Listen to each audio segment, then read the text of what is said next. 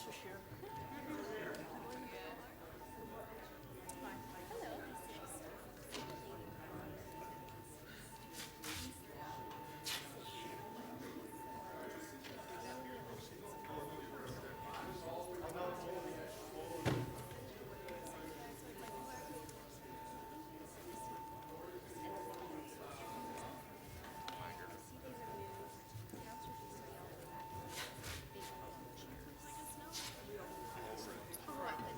So, still cozy.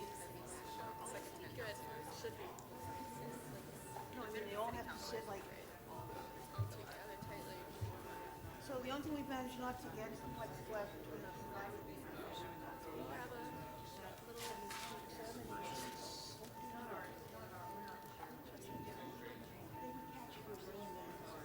You know, They don't really like to.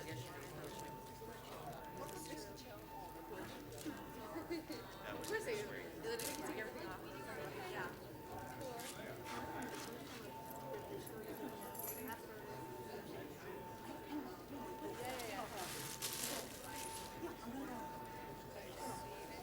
I'm gonna go. And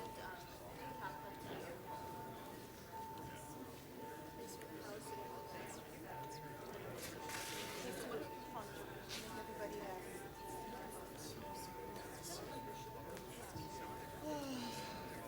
Where is everybody?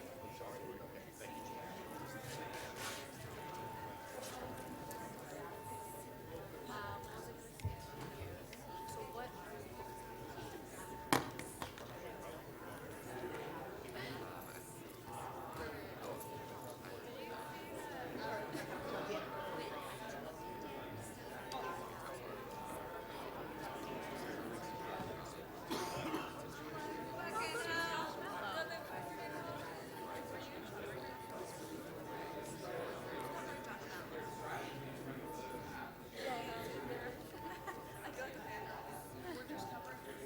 What else did you do? Remember the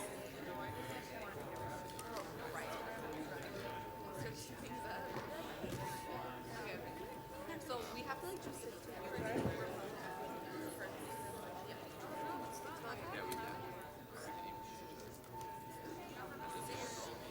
Hi, good morning. How are you? Okay. I feel like designated survivor here. There's like it's Well, a somebody was saying, why didn't they take out the extra bits and stuff? And my feeling is, because we're gonna need them again. when there's a change in government. You got it. We're not gonna put up with this I think forever. we're gonna have councillors at large. I think we need at least 2 for each of the districts. Well, we can also have some other setups too. This is an opportunity to make each ward more powerful. Or it's an opportunity to put people on committees that don't really represent communities, but represent big businesses and big industries. And that's my fear. I see a focus for my stories. Oh, Do you know what I'm talking about? yeah. So instead of, when trying they to- say the public, who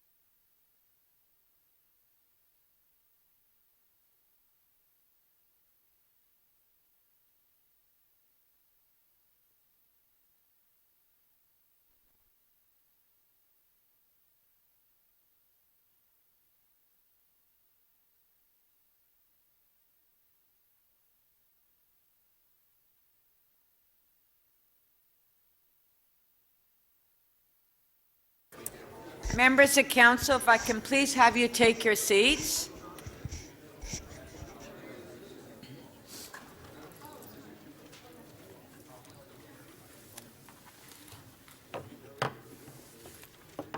Thank you. This first meeting is now resumed. Members of council, would you please rise, if you're able, for a moment of silence? And during this time, please remember Alex Ling.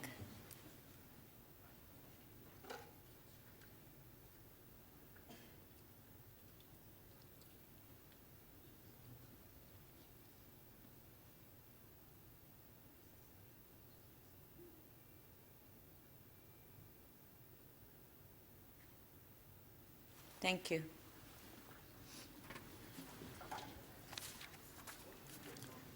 For the benefit of those who are connected to the internet, the city clerk has posted all of the agenda materials for today's session at toronto.ca/council.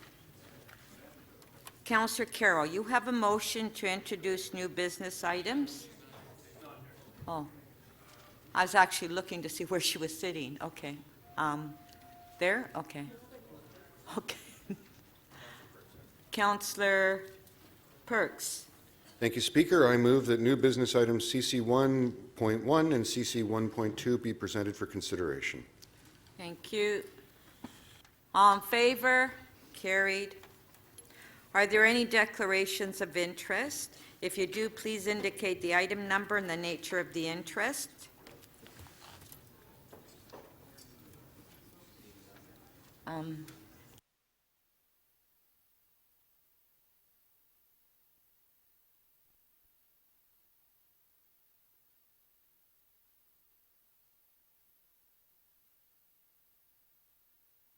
Thank you. Members, we have the following items before us for consideration at today's session. Item CC 1.1, headed Recalibrating City Council's Governance System for 26 members, to be followed by item CC 1.2 on the appointment of the Striking Committee. We will now consider item CC 1.1, Recalibrating City Council's Governance.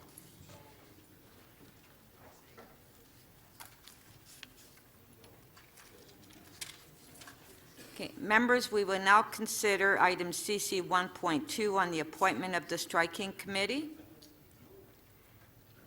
The mayor's letter on his recommended membership has been distributed. Oh, we're just doing the first item first? Okay. So we're going to deal with the first item first, item CC 1.1.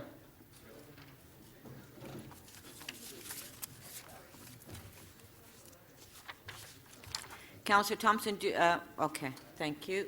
If you have any questions to staff, please put your name under request to question staff. Councillor Thompson. Thank you very much, Speaker. Through you, I guess, to the City Manager. Mr. City Manager, good morning, and thank you for a very effective report. But I wanted to ask a question with respect to the names and naming of the four standing committees and so on. Can you tell us how you've arrived at those particular names? Through the Speaker, the names were arrived at based on the work that each of those standing committees would be responsible for. Certainly there was some regard to the previous standing committees of the past term of council, but we felt the names best reflect the nature of the work that would be undertaken. So if I were to ask that we had a switching of the names, so for example, in Standing Committee 1, Community and Economic Development, if I were to ask you if you would have any objections if I were to flip those names around, would there be a major concern based on your answer in that you've sort of brought the committees together based on the volume of work that they're going to be doing? Would there be an issue with that? Through the Speaker, no. Okay. Thank you, Speaker. Those are all my questions. Thank you. Oh, Councillor Thompson? Sorry, Speaker. I did have another question. Just, and I guess probably to the City Manager, the issue as it relates to the governance and compensation for councillors, You're not making a recommendation with respect to this report, is that correct? Through the Speaker, that's correct. Right. And and I'm hoping Council is not being expected to make a recommendation at this council meeting either. Would you think a more prudent way in terms of dealing with this would be to maybe send it off to the committee that's going to be looking at governance, and they can come back at a later date with a report? Through the Speaker, yes. I mean, that's certainly an option that you could consider. Thank you. Thank you, Speaker. Thank you. Councillor Pasternak, questions? Councillor Pasternak? Yes, thank you. Thank you, Madam Speaker. Through you to staff. Looking through the papers, through the documents, and thank you for this report, I don't see any reference to electronic or remote participation in the various agency boards and commissions to make it easier for councillors or other members to participate. Has that been looked at, or is that something for our ad hoc review committee to report back on? Madam Speaker, at present, the legislation, the City of Toronto Act permits boards which are covered by the City of Toronto Act to include some electronic participation in their procedural bylaws. None has done so far, with the exception of the Toronto Atmospheric Foundation. So there is already some provision in the legislation, and there's also some restrictions in the legislation. So it's certainly something that could be looked at by any of the boards individually. So maybe going forward, clarity on whether remote participation can count as quorum. Actually, that's one of the prohibitions in the Act. You cannot count a member as being present for quorum if there's electronic participation permitted in the bylaw. Well, certainly, I sat on the theater boards, and we had remote participation that qualified for quorum. I don't know whether they're covered under the legislation you're referring to, but They are covered by that legislation, and thank you for mentioning that. We'll look into that. okay. That board no longer exists. The theaters have been merged together. So, rules of order. Not only the volume of the various agency boards and commissions, but the length of the meetings is also part of the challenge. Participating in a long meeting. Have staff looked at the rules of order of these meetings to maybe cut down speaking time, to tighten up agendas, to consolidate issues in a way to streamline the effectiveness of the various meetings, to make them shorter? Well, Madam Speaker, the subject of boards is a bit complicated because some of the boards on which members of council serve have their own secretaries, their own secretariat support. So in the case of those boards, neither the city clerk or the city manager have a role in kind of planning those meetings, and while we might give some advice generally on procedure, those are not boards that we have responsibility for. Now, in the case of the boards where council has appointed the city clerk as the secretary, it might be possible to look at that again. Each board under the Act is required to adopt its own procedural bylaw, and so there's, to your question, there's no reason why each board couldn't look at those things individually. And was the merging of various agency boards and commissions that had overlapping jurisdiction looked at, rather than reducing councillor participation, taking a board or commission and just having... Yeah, Madam Speaker, we did have a really quick look to see whether there were some options to do that. We didn't see any obvious candidates that we felt we should recommend, but it's of course something that the Special Committee on Governance could examine. Okay, so they'll report back on that. Just very quickly regarding the standing committees, the third committee, Infrastructure and Environment Committee. Environment, I guess, is very prominent over many other issues facing our city. Environment is important, but it is federal jurisdiction. Is there a reason why that was given such prominence as a name of one of our only 4 standing committees? Well, Madam Speaker, I think one of the mandates of the Standing Committee since 2006 have been organized thematically. So the city, the business of the city was divided into walks of life, walks of city life. Environment was one of them in the previous Standing Committee structure. And what we've attempted to do here, Madam Speaker, is recommend an interim structure which tries to preserve as much of what we had. It just makes it a bit smaller until council has the opportunity to review the recommendations of a special committee. So, Madam Speaker, we would suggest we're just carrying something over that existed in the previous terms of reference. All right, I don't want to be picky, but I guess if you go around this council chamber and you ask what's the #1 issue facing your office, many will say traffic congestion, pedestrian safety, road infrastructure, those kinds of themes. Yet I don't see that in any prominent reference in the 4 committees' reference here. Would that simply fit under infrastructure? I'll speak for colleagues and say I believe so. That's, I think, is our belief that infrastructure includes the mobility infrastructure of the city. I guess the other absence that leaped off the page was recreation. I see infrastructure, environment, there's a parks, forestry, but there's no reference to recreation, which of course is another very prominent public policy area. Is that? Councillor Pasternak, sorry, your time is up. Councillor Fletcher. Yes, just follow up on Councillor Pasternak. I believe recreation would be in the economic development and community services portfolio. Who's going to answer that? Madam Speaker, I think we would agree with that as well. So it's not altogether as one department. I just want to ask if it would be in order to make some changes to some of the compositions if we felt that we needed to tweak some of the compositions that are before us today, such as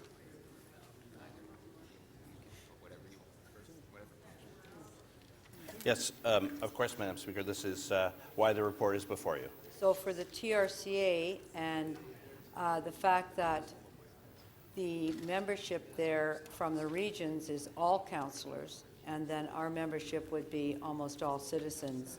Has that conversation taken place? It's been a really close look at that other body. It's not, we're not the shareholder, it's not our agency. So have we had a close look and conversation with the TRCA on that, or could we use a little more? Madam Speaker, the TRCA is a complicated structure because it is a provincial agency, and the composition is established in provincial law. And what the Act says is that the City of Toronto must have the same number of seats as all the other municipalities in the watershed. And so there are 14 seats assigned to the other municipalities, which Yes. means we automatically must have 14. But the composition and the requirement and the way it functions with, from each of the regions, generally they're councillors. So I think, would you not agree that we might benefit from a little further conversation around when their annual general meeting is, how that might function, how that might work for the TRCA, having majority citizens coming from the city? Without saying it's wrong. Yes, I mean, That discuss hasn't- dialogue with them, that's not a That problem. hasn't happened. And then for CanStage is actually is in one of our buildings and is a founder tenant or an anchor tenant at St. Lawrence. So we're recommending taking 2 councillors off the board. Was there any thought given to that fact that they're in the Berkeley, they're in the St. Lawrence, and it might be helpful to at least have one representative left there for liaison purposes during this time? Yeah, Madam Speaker, all I can say is that the report was an attempt to provide some options to council to reduce their meetings. Council is free to amend those as it sees fit. And the last one really has to do with the attachment for office rents. And I'm not sure, I believe probably it's for the entire ward, which would have the fringes of both ends, which obviously, when you're looking at low and high, wouldn't capture where you might want to put your office, which is not at the far end of your new ward. It would be in the middle of your new ward. You don't want to put it up on O'Connor, or you don't want to put it down on the lakeshore. You'd want to have it somewhere that's accessible and in the middle. And I'm not sure these rents capture that's in that attachment. There's nothing you can get for $3,000 on the Danforth that meets all the requirements for our office, which is accessible, wide doors, washroom on the first floor, everything. Through you, Madam Speaker. The rents we provided were based on a per square foot basis, and it would depend very much on the lease that you're comparing it to. I believe you said it was for your election office that you based it on. So it depends on the location. You're absolutely right. We provided a range, high to low, within the ward. The per square foot basis, the office space you were talking about was approximately 2,000 square feet, then it would match the rates And that. are you aware that in most of the downtown areas that when you rent the first floor, you also get the basement whether you want it or not, unlike a mall where you're getting a first floor location. So whether you want 2,000 square feet or not, you get it with your basement. Well, it all depends on the location and the negotiation with the landlord. I understand, but most locations, let's say on the Danforth, are going to have a downstairs that's counted as part of your square footage, even though that might not be something you really need. So would it be in order to have a look at real life here rather than a notional 1,000 square feet, which doesn't exist anywhere in a prime location across the Danforth? I know that. That was your last question. Through you, Madam Speaker, yes, we would look at that, Councillor. Thank you. Councillor Carroll. Thank you, Madam Speaker. I guess I'll start with my questions that are a follow-along on the questions just asked about the constituency expenses, constituency office expenses. What I'm wondering is, are we today tying ourselves down? I have some issues with the market rents here as well. They don't seem reflective of anything I found, even if I was to go at the far eastern or far western edge of my ward. So what my question is are we today, in essence, in adopting this report, if we go along with the constituency office premise here, is this tantamount to setting the budget for that? Or can we, as we go about the year, if we're operating on the premise that if you don't have a civic centre in your ward, you're going to need an office somewhere, can we make this item whole at budget process time? Or are we nailing ourselves down right this minute? Through the Speaker, you can make that decision at budget time. If you wanted to make adjustments to the policy or parameters or send it back for further study and to report back through the budget process, that would be fine. Okay, thank you. Then I don't have any further questions on that topic. The last one was with respect to the special committee.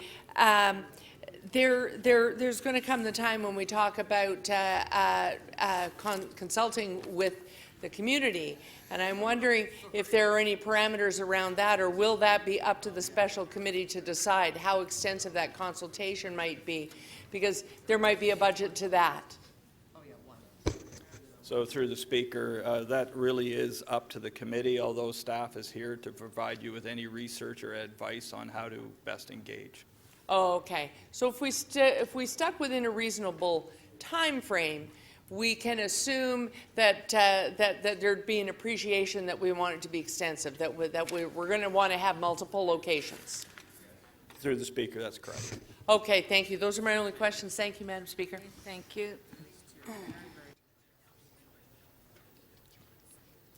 Councillor Wong-Tam. Thank you very much, Madam Speaker. I wanted to ask a question on page 21, respecting the allocations for December 2018. The proposed changes to the budgets today speak to January moving forward.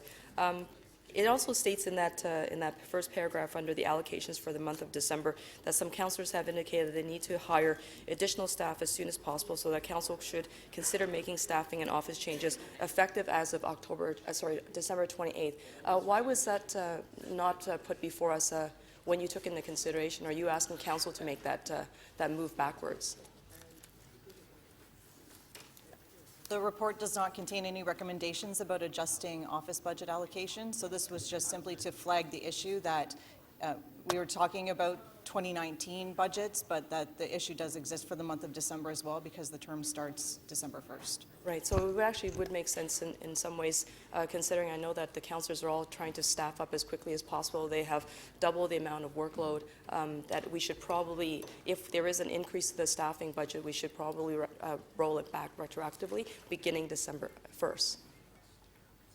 Yes, that would make sense. That would make sense. Thank you very much. And with respect to the office rents, summary by market rents per ward, how did you arrive at those low and high costs? Is it, did you go by a class of office space? Was it based on office space access by transit? Did you factor in the premium that one would pay if they were to have a walk-up storefront office space with a retail glass location, higher visibility? Can you tell us how did you arrive at those numbers? Through you, Madam Speaker. What we did was to look at the market rate established using subscription services that real estate has, such as CoStar, MLS, and online services such as ICX, Resources, Colliers, and CBRE market rates. So we were basically researching what was out on the market on a per square foot basis within the ward. So that's very helpful, but recognizing that there's a range of office space and it's based on classification from A, B, C, and storefront would be evaluated differently. Office or retail spaces that require leasehold improvements, none of those considerations seem to be broken down in more disaggregated form in this chart. Not within the chart. So really the range, as you're comfortable with, on the very low end to the very high end, is it could be everything from A to C, class office space. It could also include retail space with storefront access. Is that correct? Through you, Madam Speaker, yes, that's correct. It's a very wide range. Then recognizing that most spaces need to be custom tailored to the user function, there is no budget in here for leasehold improvements. So usually, if you get if you pick up a retail space, it's entirely raw in its form. You take it in as is, where is condition. Is there a budget for that? Is it? So the rents in the attachment are for office rent only. There is the parameters for a constituency office space policy does provide funding for leasehold improvements. That's separate from the money set aside for office rents. And will it also understanding that oftentimes the prices that are put before us on the floor of council, they're not usually they're not usually indexed for inflation. They're not indexed for different types of quality of finishes. What is the benchmark there? Like, can you put for example, can you put a cost per square foot on the average, very basic leasehold improvements?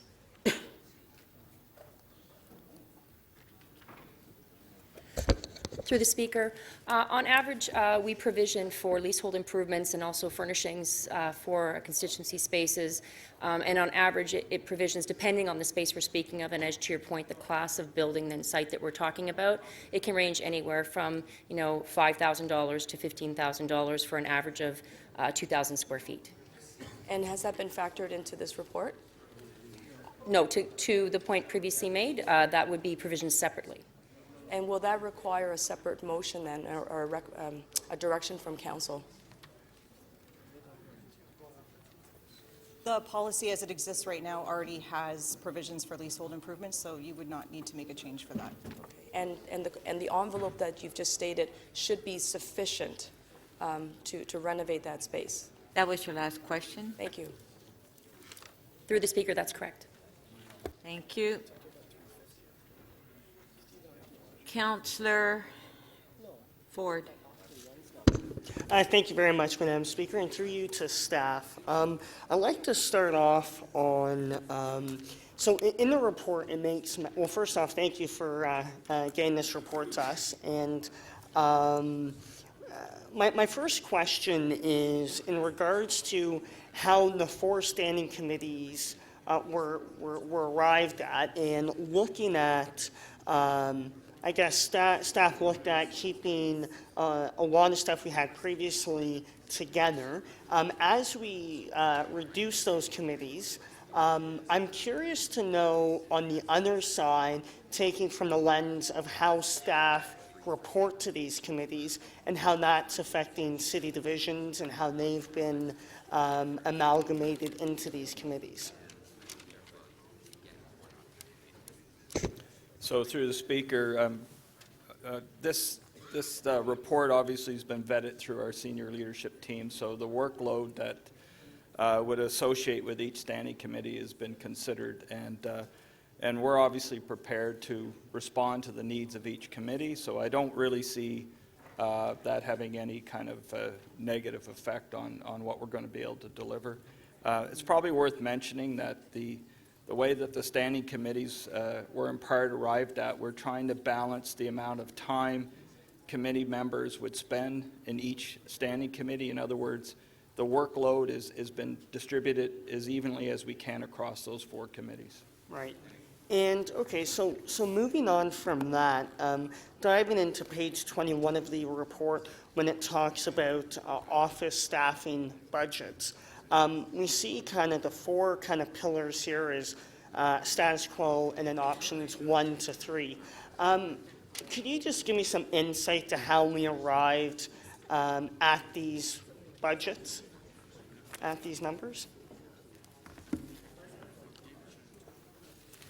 We undertook consultations with members of council to try to figure out what the needs were going to be in those offices. So these 3 options represent what we most commonly heard in terms of options for councillors in their Sorry, offices. Madam Speaker, point of order. It's a little difficult to hear the answers from staff. Yes, I'm sorry, Councillor Ford. If I can please ask members of council to please try to keep it down. Even with 25, it's loud. Yeah, and if I can have members of council, why we're questioning staff not to speak to staff? Councillor Bylaw. Councillor. Yeah. Okay, go ahead, Councillor Ford. Yes, thank you very much, Madam Speaker. And within these options, so I, like many councillors, joined in those consultations with city clerks. But when you look at how it was structured before, we had 3 staff at full salary range that made up our staffing budgets. In this exercise, as we arrived at these numbers, did you look at how the new model and what demands our offices would need? So looking at more when you're adding the numbers to constituency-related staff or admin staff, or is it just a number put out? So the envelope has always been structured in a way that councillors can use that envelope in any way they see fit. So even though the envelope is based on the top of the salary range for 3 positions, councillors are free to use that envelope in any way that they see fit. So many councillors have been able to have more than 3 staff in their offices, depending on how they want to organize their functions. And they also have a lot of flexibility in terms of what they pay their staff within that salary envelope as well. So because there's such a difference across the board in how members operate their offices, we weren't basing it necessarily on positions or functions, because that's ultimately up to the councillor to decide. Correct. Okay, thank you. And my last question is on the last page of the report with the summary of market rents by ward. On this topic, so a councillor has, of course, an office at City Hall, and then we have our civic centers across the city. Is there going to be any structural changes or any changes to those spaces set aside for council members in the civic centers? We are not planning any structural changes to the civic centers at this time. There is a new civic center being planned for Etobicoke, so there will be some conversations to be had about that. Yeah, maybe this is my fault. Specifically, the offices. Are they changing at all for the council areas? There are not any current plans to change them, no. Okay. Okay, thank you. Thank you.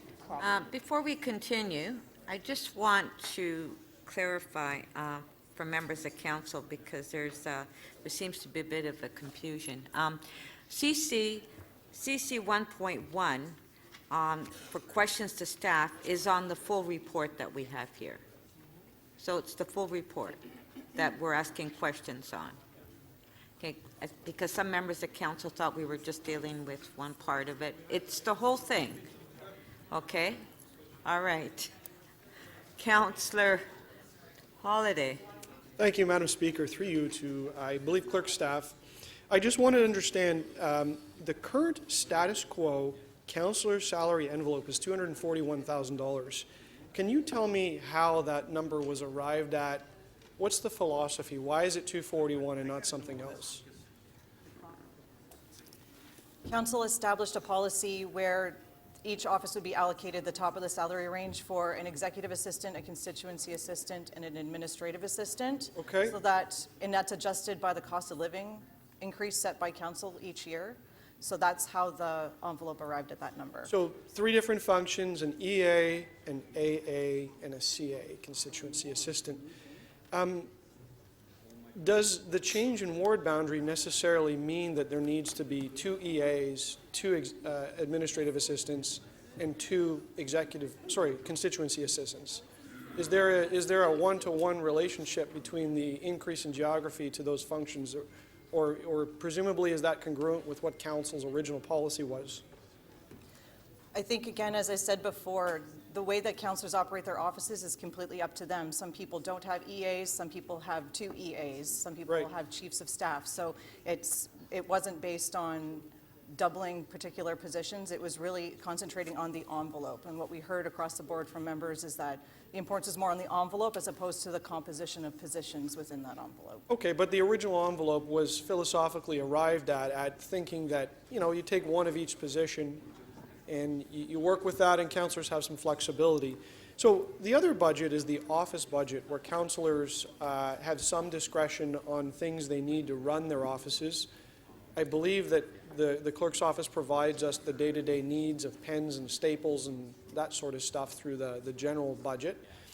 Can you tell me, what are the kinds of things, just generally, that councillors spend their office budgets on? Are there broad categories of things that are common?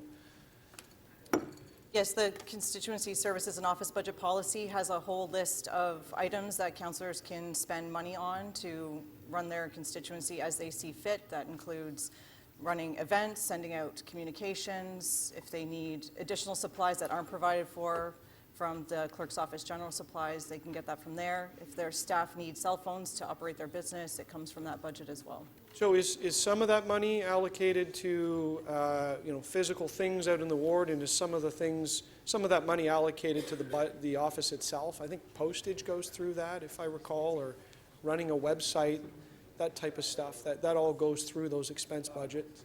Yes, so if you run your own website that isn't hosted on the city's network, then yes, those costs are come out of the office budget, along with any services that you use to help communicate with constituents, to do mailings and things like that. Would it be fair to say that a number of the charges that would go under the office budgets wouldn't necessarily change, like a website? You're not going to have 2 websites if the ward is larger. It would be fair to say that they aren't necessarily double all of a sudden overnight.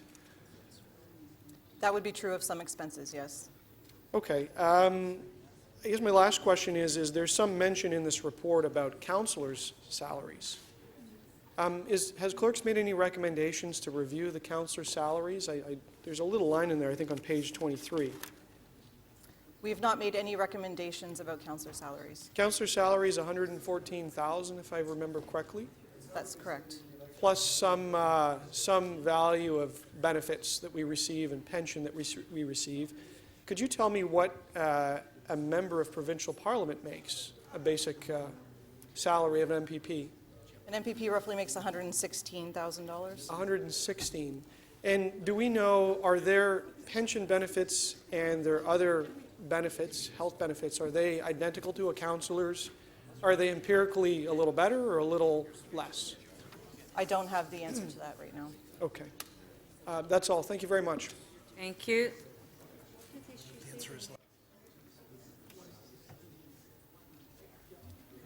Councillor Perruzza?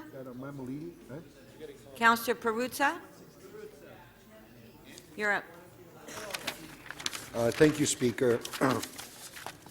I had a couple of questions on related to. Let me just find the page here. The appointments to the BIAs. I don't know who I would ask that question of. Who's the BIA expert? John is expert of all things. Okay, I'll ask John. Sure. The question is this. So it's in a thing that says that it says other appointments by virtue of office. So if we do what's being recommended here today, do we as councillors will no longer have a seat on the local BIA? Madam Speaker, that's not correct. What's being regularized here is an existing practice where members are members of the BIA, but if they are not present, they're not counted for quorum, they're not marked as absent. What's recommended here in addition is that we extend that treatment to the arena boards and the community center boards, so they'll be treated the same way. So there'll be one approach to that. Okay, So there's no, the only change to BIAs here, Madam Speaker, is we're recommending that automatically the ward councillor be appointed. What has happened in the past is we've had a mismatch between the number of councillors and the number and the wards and so forth. So these are now calibrated for the new wards. So if members here are the BIA is in their ward, they are now automatically members, and that is not something that you'll have to approve as a council on a regular basis. It's going to be automatic by virtue of office. So let me just reverse it and understand it. So if we approve what's here today, so in my ward, for example, we have it's called the Emery Village BIA, right? And so that means that I, as a councillor, become a member of the Emery Village Board of Directors, and if I go to those meetings, I'm a voting member of the Board of Directors? Madam Speaker, that is correct. Okay. So a voting member of the BIA. I retain that. Is correct. Yes. Okay. I just don't count when they're, for example, when they're about to get going with a meeting. If I'm not there, I don't count to the quorum. Madam Speaker, that's correct. Your absence would not prevent that meeting from proceeding due to lack of quorum. Providing they have quorum. Providing they have quorum. Correct. And if they're short of quorum and I show up, then I make the quorum? That is correct. Because I'm a voting member of the board? Correct. Okay. Okay. All right, I misunderstood it. Thank you so much. Thank you. Are there any further questions? No? Okay. We'll go to speakers. Councillor Holiday. Thank you, Madam Speaker. I do have a motion I'd like to present.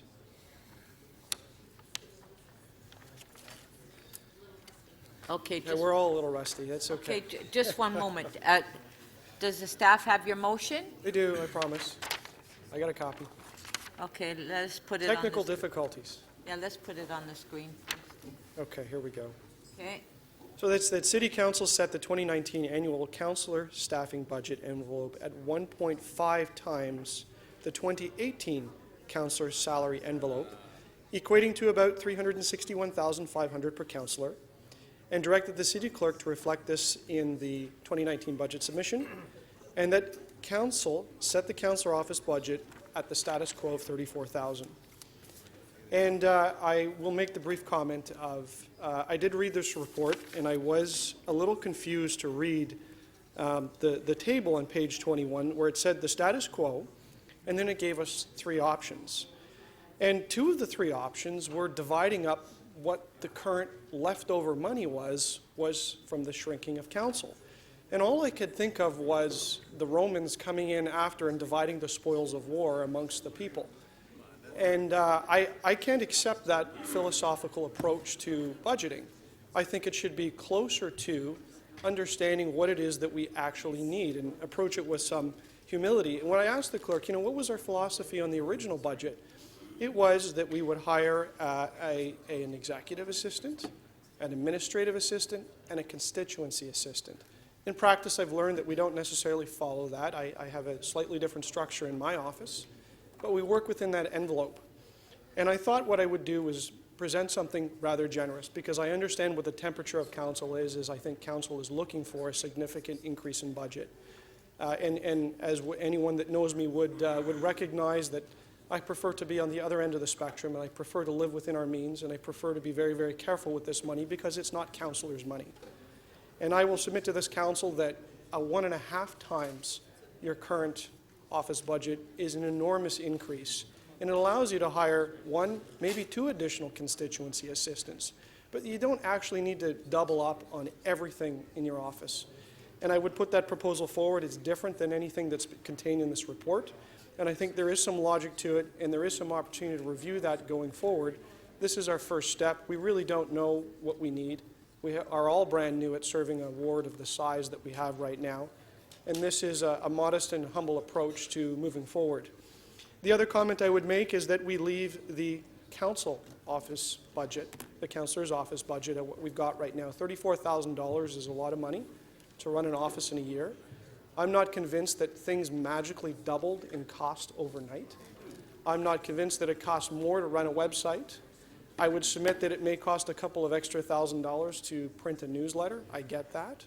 But maybe $2,000 for the additional printing. So I would ask that we exercise care in that budget as well and learn what we need as time passes on without doubling it right outside the gate. Because you know what happens when you double the budget? There will be some members of council that will spend it all, and there'll be some members of council that will continue along as what their pattern is to be modest with the money, recognizing it's not necessarily their own for their own discretion.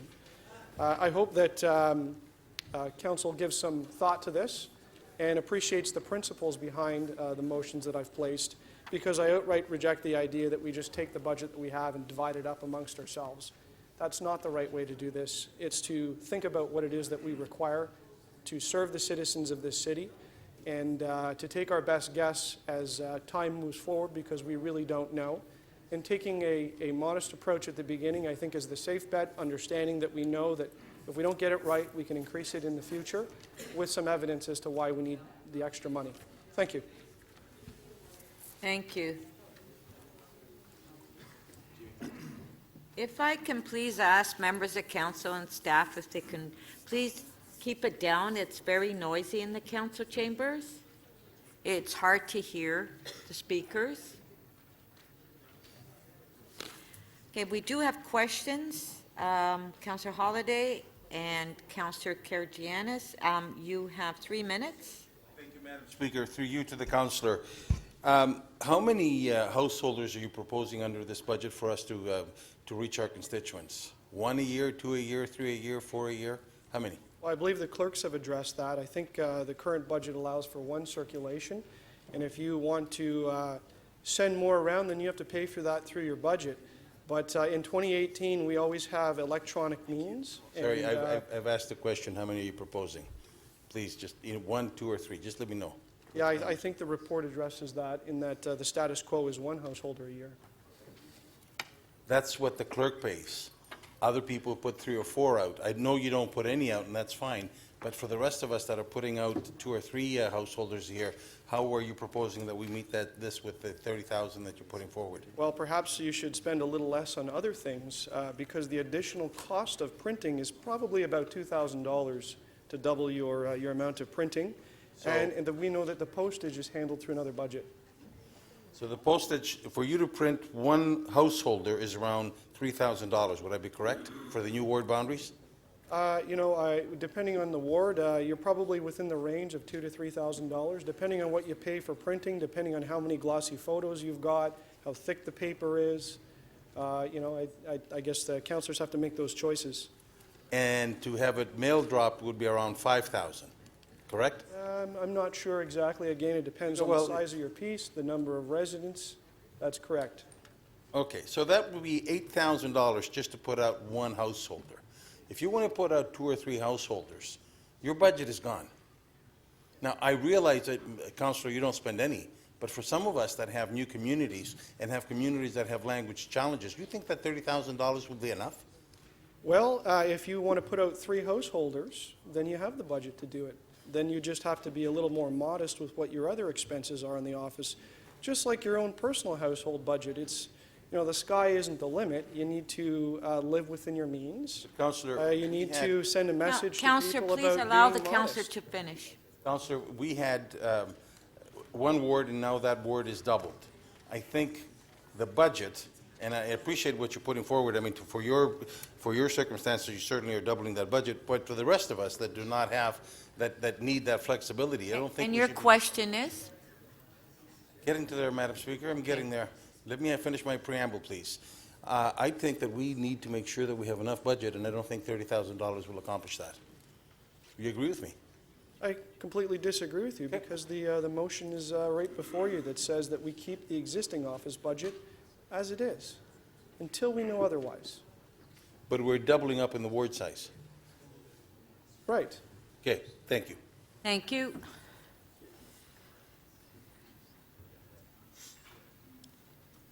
Councillor Perruzza, 3 minutes, clarification. Yeah, I just wanted to ask the councillor if he understands that not every ward is like his. You understand that, for example, in my area, or like Councillor Ford's area, for example, where you have a lot of newer immigrants and very, very hard to reach communities. Not all of them are electronically connected. Not all of them are electronically savvy. Not all of them are electronically the ability to just kind of like, sort of discover where you are and what you're doing and all that stuff. So it's very, very difficult to communicate with them, to connect with them, to involve them. And you would also understand to some degree that in those cases, you would want to make provisions for giving somebody the ability to actually be able to connect with them, or you just simply don't care about that. Councillor Perruzza, your question. That's my question. Does he understand and does he care? Are you aware? Well, I'm pretty sure that the budget contains enough money to send around 1 or 2 circulars. So I'm not really sure what the councillor is getting at. If he's looking to send 1 out a month, it's there's plenty of money there. You'd have to live within our means. Thank you.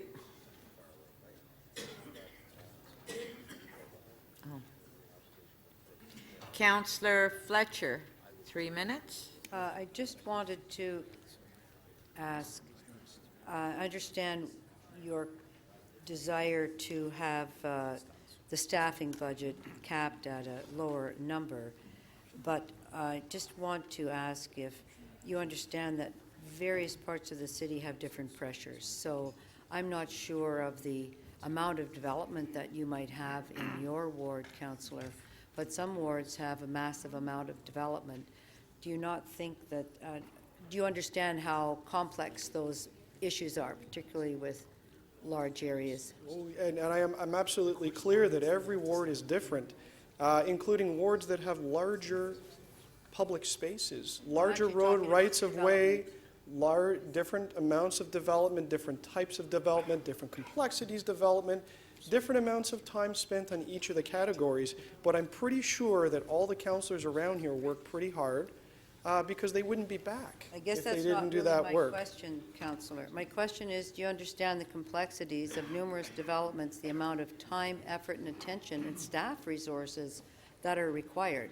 I don't believe you have a lot of development in either of your wards, your new one plus the one you previously represented, but I'm just wondering if you're aware of the amount of time that is spent, or if you have a large transit project in your ward, the amount of time that's spent on that, including with citizens who are having difficulty. Right, just like the amount of time spent on very controversial developments, with meetings after meetings after meetings, arriving at solutions.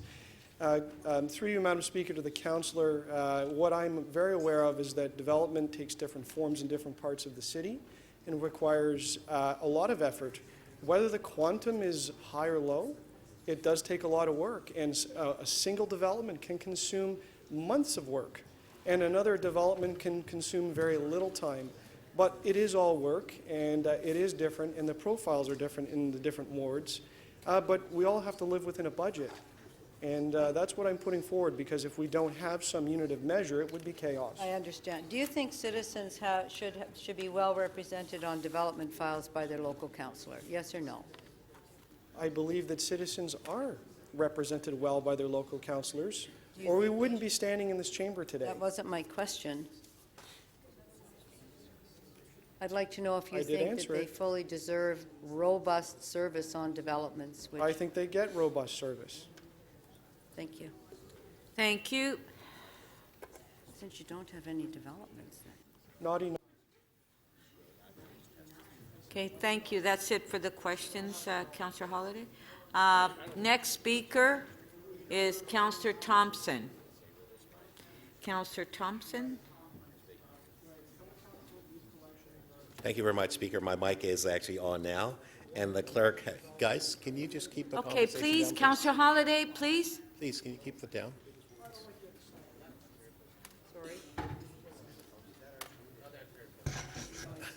Okay. I'll restart your time. Okay. Thank you, Speaker. We only have 26 of us. Wow. Speaker, I have two motions. The first motion, Motion A, seeks to address the information in the City Manager's report, page 23 of 24. It talks about compensation and so on, and annually we have the process where some time ago I'd move a motion that we base our salary increase based on the CPI, and that worked quite nicely and so on. I'm not making that recommendation. I'm just simply saying that the governance committee that is in this report should look at compensation. We, on the floor of council, cannot make that decision and so on. It will take some time, will require, I believe, third party and so on helping. You have another motion? I do. Okay, Yeah. can you present? And so, yes, the other motion, Speaker, is motion B, which is I'm asking that the Committee 1, that the name be changed from Community and Economic Development Committee to Economic and Community Development. A number of reasons for that, if I can touch on this. I believe that community development is extremely important, but without economic development, we don't have community development. We've seen in Oshawa just a week ago where GM has closed down, was going to close down a plant. Some 2,800 plus people will be out of work. We've seen across the city elsewhere where Campbell's have moved out, the impact that has had on the community and so on. And I gather across the province and the country as well, Speaker, jobs are important, investments are important, community development is important, but it actually it's underpinned by prosperity, by economic development and so on. And I think that for those reasons I'm suggesting that we simply, it's a name change in just terms of structure. It's not to suggest that community development is not as important. The city manager has indicated that these are all important committees and so on we're going to deal with. But I also it sends a strong message of support and credit. Speaker, I'm having a hard time hearing myself, and there's only 26 of us. I know. If I can please ask members of council and staff, please try to keep it down. It's very, very noisy. Thank you, Speaker. And so, for those reasons, I'm making that request. And I've already spoken about the compensation. I think that the committee, in its work that it's going to be doing in the overall governance, should take that as part of the activities that they're reviewing, Speaker. Those are all my remarks. Thank you. We do have a question for you, Councillor Fletcher. 3 minutes. You've got questions. Councillor Fletcher? I'm sorry. No worries. You have a question? Yes, I do. It's just in the recommendation, Councillor, is in the staff recommendations on page 23. the staff are recommending that if council wants to review member compensation, the most common methods are to either have a consultant complete the review or to place the matter in the hands of an independent committee of citizens. Do you not, I would think that that might be a better route than having our governance committee make recommendations. So I think, thank you very much for the question, Councillor. I suspect that as part of that process, the governance committee will actually utilize those two options in terms of gathering information as one, because I don't believe that they would be making that particular recommendation themselves. I just think that as a package of governance processes, that we should simply forward it on to that particular committee and have them deal with it, as opposed to us necessarily sending to a blue ribbon panel or getting a third party to bring that information forward. Yeah. Why would that have to be a blue ribbon panel? It says independent committee of citizens. It Well, could be, Councillor, somebody from a ratepayer resident. This is could be true. a TCHC tenant. We could have a very interesting panel. Do you not This agree is true. with me? We've heard those names before, Council, but every time, and my experience here, we always tend to fall back and call them a blue ribbon panel. Oh. That's why I basically utilize the name in Okay. that sense. I'm not So I suggesting just call that. Yeah. Citizen. Citizen review group or what have you wish to call it. Councillor Fletcher, got I it. can just ask you if you can, rather than look at Councillor sorry. Thompson, speak into your mic because we can't hear you. Well, I used to look at him across I the know, I hall, know. So across the room, so I'm quite used to So, looking at him when I'm talking to him. We'll adjust. Yeah, I okay. gotta get used to this. Thank you, Councillor Fletcher. Thank you, Speaker. All right, our next speaker is Councillor Ainsley. Thank you, Madam Speaker. Just before I start, I want to congratulate you on your re-election as Speaker and welcome everybody back to City Council. It's a pleasure being back here. I have three motions that I would like to move. The first one, that City Council set the 2019 annual councillor staffing budget envelope at $482,000 per councillor, and the 2019 annual council office budget envelope at $50,000 per councillor, and direct the city clerk to reflect this in the 2019 city council budget submission. The second motion I'm moving, that city council continue the appointment of one member of the council to the Guild Renaissance Group Board of Directors, deleting recommendation 8.h accordingly. And, motion C, that City Council continue the appointment of one member of council to the Ontario Good Roads Association Board of Directors and delete recommendation 8.l. accordingly. And to speak to the first motion, as many of you are aware, so we've had the number of seats reduced down to 24 and the mayor. One of the biggest concerns that I heard as I was out campaigning and door knocking, and I still get, is from my residents, is how you're going to represent us accordingly.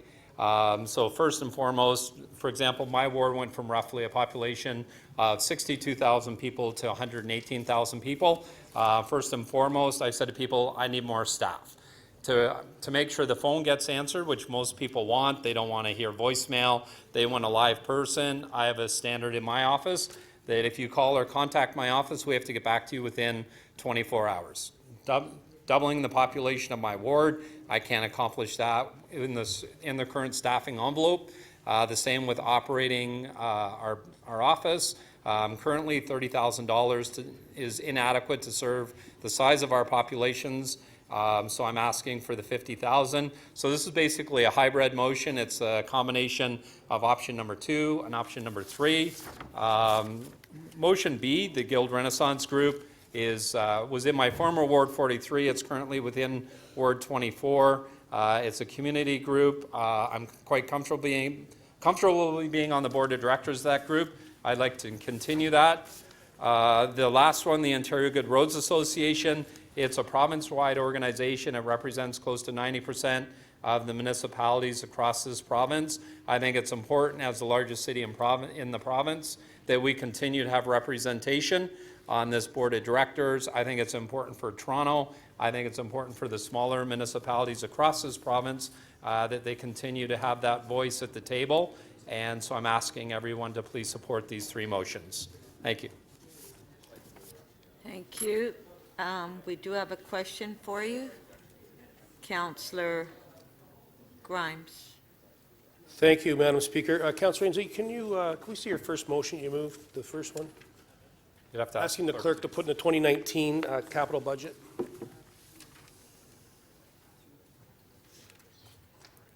Would you consider it friendly to make that effective immediately after this vote happens today? I think people want to get on with hiring staff, and would you be consider to the 2019? We would not have to go in the 18. Would have,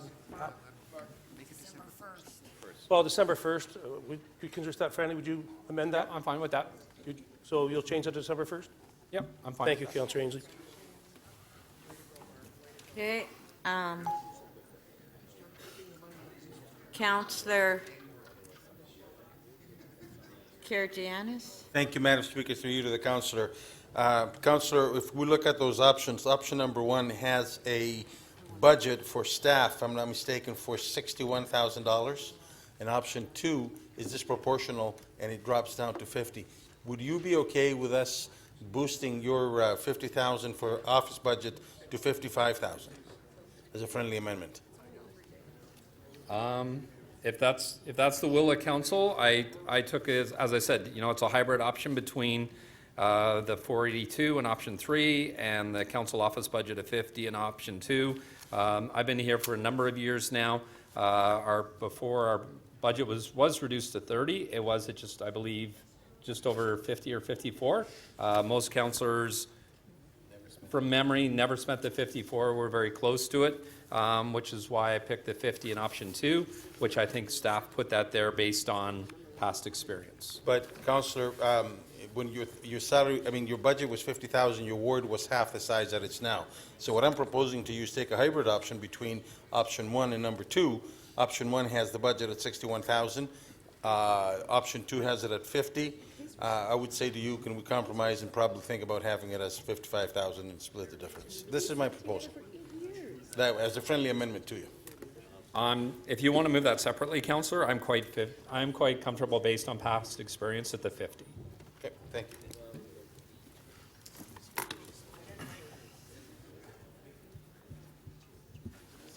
Councillor Fletcher? Again, I'm just going to, and you did make reference to that, Councillor, that depending upon where you are and what big your ward is, the number of issues, you may have more newsletters or less newsletters. It's really up to you, right? Correct. And that some councillors use that money and others don't. Correct. That's why I did the 50 based on my Right. past experience, and I agreed with that number. But now we have this brand new territory, and we have the newsletter, what we used to call an entitlement, which was very silly. So making sure that the 50 also doesn't include that entitlement or that capacity to have one newsletter a year that we can have sent to every household, now double the number of households. Are you anticipating the 50 would cover that, or will you support a motion that would have the newsletter as we have it now as a separate component on top of the office budget? My understanding, Councillor, was that the newsletters continue to be paid and distributed as they are now. That's outside that 50,000. Okay, thank you. Thanks very much. Thank you.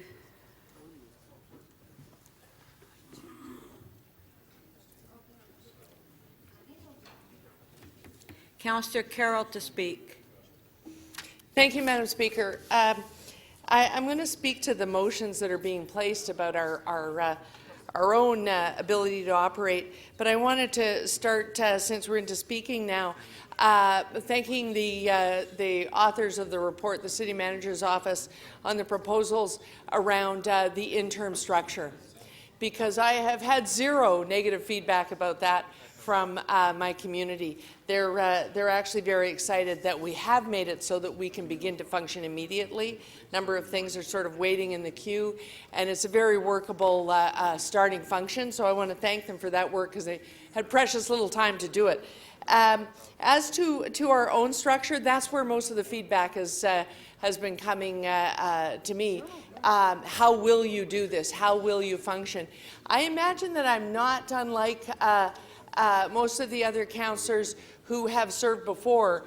The new ward is concerned that they're going to be second best, or you'll refer to your longtime constituents and you'll struggle to get to them. They all want us to be well-resourced to do the job. I'm not going to be able to support Councillor Holliday's motion. I'm very happy with the motion Councillor Ainsley moved. It's what we've been discussing last week. And I think what's important for the community to know is how we do our budgeting. It's not so much that amount, it's how accountable we are within that amount. We're setting a large envelope today because up until now, the budget we had for our 44 previous wards was starting to prove inadequate. This growth community had gross inequities within the office budget wherever you had a lot of development. Those councillors who were snowed under with 50 and 60 active applications and all of the post-approval work of past applications, because up to 2 years of phoning back and forth with your executive assistant goes on after that angry gymnasium. Councillor Holliday spoke to the angry gymnasium. I'm not concerned about that. We all work together on that. The community planner works on that. It's the post work that really eats up the time in your actual council office with development. And if you have 30, 40 active applications and you have post-approval applications also eating up your time, we were having to give additional staff and have the corporate staff absorb the budget for that on a different line because the model was inadequate already. And so what Councillor Ainsley's motion does is allows us to have an envelope that serves us all. If you want to make the case that you're the budget chief and you need an extra staff member, it should fit inside this envelope. If you want to make the case that let's face it, I'll name a name, that you're Councillor Wong Tam with 64 active applications and all the post approvals, it should be able to fit inside this envelope. It's an up-to envelope. Those of you who don't spend the whole envelope, you'll get a gold star in the Toronto Sun every year. Good on you. But for the accounting of what it costs to run all of our offices, and for an accounting system that allows that we're not pretending it doesn't cost to run a constituency office, we're not pretending it doesn't cost to deal with approvals in our offices, and making the council general office budget and the corporate staff absorb what are our expenses truly. This envelope allows us to be honest that some of us will have unusual expenses from time to time. We'll still stay within an envelope. We will still have an audit function that looks at our timesheets, that gives us job descriptions with actual pay grids in them, so we can't play around with that, that has real accountability within it, and a true disclosure system that means that people will know how we went about spending that money, how much we spent, and on what. And for that reason, I'm going to make it really simple and fair to our city staff. I'm going to be voting for Councillor Ainsley's motion because it allows a true accounting for what could happen in any one of the 25 offices. As to expenses, I don't know how much I'm going to need. I'm prepared to support the $50,000 this year because I don't think I'll have time to spend any more than that. I may be looking at revisiting it if a councillor moves an amendment next year. But I've actually sat down with a pencil and a piece of paper and looked at how I would spend 50, and it actually serves me for the year of 2019. So that's why I'll be supporting that motion. Thank you, Madam Speaker. Thank you. Councillor Fletcher, Councillor Carroll did not move a motion.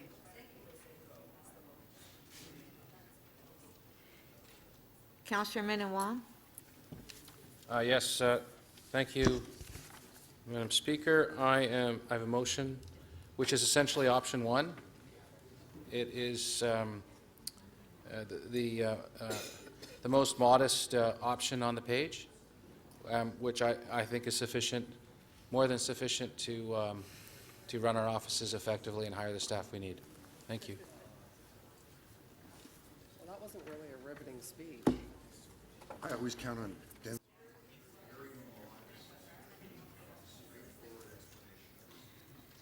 Okay.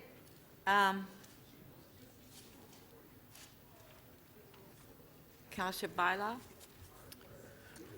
Thank you, Madam Speaker. I do have a motion,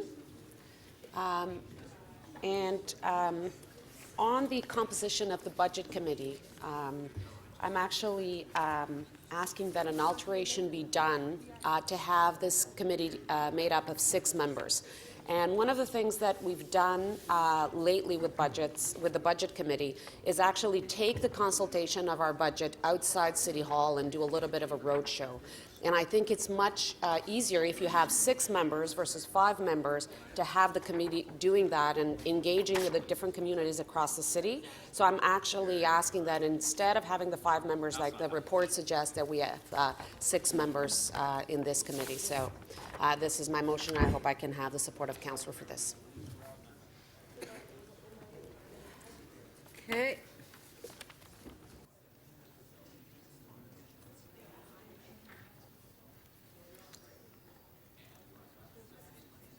Councillor Fillion.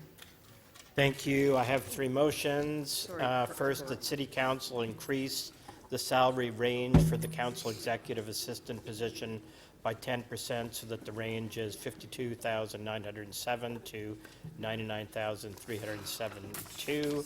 Second, the City Council amend the composition for the Civic Theatre's Toronto Board of Directors so that the ward councillors in which the theatres are located, wards 13 and 18, have the first right of appointment, and the ward councillor shall express their interest to be appointed upon receiving the canvass from the city clerk. And then 3, that City Council amend recommendation 6G by deleting the 3 public members so that the composition of the Toronto Arts Council now has 2 council member appointments. I'll go through each of them quickly. First of all, the first one does not affect whatever the total is that we choose today. This does not increase that or alter that. It just allows us the possibility of increasing the salary of the executive assistants. And again, it'll depend how we set up our offices, but in some cases, the executive assistant will become almost a deputy councillor. And because our workload has obviously been increased so greatly, we can't be 2 places at once, and so we're going to need to be giving a lot more responsibility to our executive assistants, certainly a lot more than 10% additional responsibility and workload, but this is just a way of I guess properly compensating that position and allowing us to keep and retain good people. The second one, civic theaters, I'm supporting the recommendation that we reduce the number of councillor members from 5 to 3. But I think it's really important that if the ward councillors have the interest and the time to serve, that they be on it. All of our theatres, both the St. Lawrence and Sony, which are side by side, are extremely important to that neighborhood, and the Toronto Centre for the Arts in Willowdale is extremely important to that neighborhood, and the success of the centre really depends on its integration within that community. So again, doesn't change the number. And as a practical matter this year, I think only one of us will choose to be on. And number 3, the City Council, just the Toronto Arts Council composition. The Toronto Arts Council composition, for those of us who are on it, you know that it is already an extremely large body, and the Arts Council itself has been looking to reduce the number. So us going down from 5 councillors to 2, hopefully 2 who will attend regularly, allows them to reduce their total numbers. So I think we're not being at all helpful by appointing 3 citizen members ourselves to bump their numbers back up. Thank you. Thank you. We do have a question for you, Councillor Fletcher. Distributed, Councillor, so I'm just not sure what... Which one did you want to see? I want to know about the theaters, what the suggestion was. If Are we they can put the posted one on the somewhere theaters on the... online on... It's on the screen.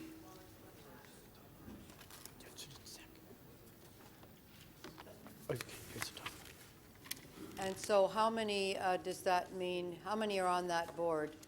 There's currently 5. Clerks Right. are recommending that we reduce it to 3. This would keep it to 3. There is currently, with the 5 members, a requirement that the 2 local councillors be members. So I'm going along with reducing the overall number and eliminating that requirement. But there was a good reason that that was put in. So I think those of us who are able to find the time to serve on that body should certainly be on there. I believe Councillor Wong Tam may not be. No, I understand, I heard Yeah. that. But you're also aware that that composition was in practice before there was a one united civic theaters or group? No, it was it was Senator created Bernard at the Sullivan. time that we established the new civic theaters. Yeah, that's right. Prior to the new board? No, the current composition was established at the time the new board was created. The citizen board? Well, the current board, yes, with the composition of the 5 members of council. And the with, it was 5, 9 because citizens. then you'd have 2 councillors that were from the area, but you still have 3 other citizens, 3 other members. So this makes the predominant council members those that have the Well, institutions in their area. it may, as a practical matter, in this year, I believe that one of the 2 of us is not interested in being on the board, and I would expect that the other would have been appointed in any event. In which case, it doesn't really matter if that's... Well, it's not really for this year. It's, there was a lot of concern at the time that the theaters were amalgamated, especially about the center in North York, because it is geographically removed from the other 2, and there was a lot of concern, especially in the North York community, that it not get lost. And one of the ways of ensuring that was to have the local councillor on there. And as you know, Councillor Fletcher, from being on the board, that we are really trying to rejuvenate that center, and it is really, we need to make it integral Yeah, to that. you've also understand that we have a new staff, we have an amalgamated staff, we have a brand-new structure than when this was first set up, which is a CEO that covers all 3 centers. No, this And- was, That was your last I'm- That it's question. operating well, and that it's established itself. I'm not sure what you're saying. It's, the current composition was established when we established the new. Thank you.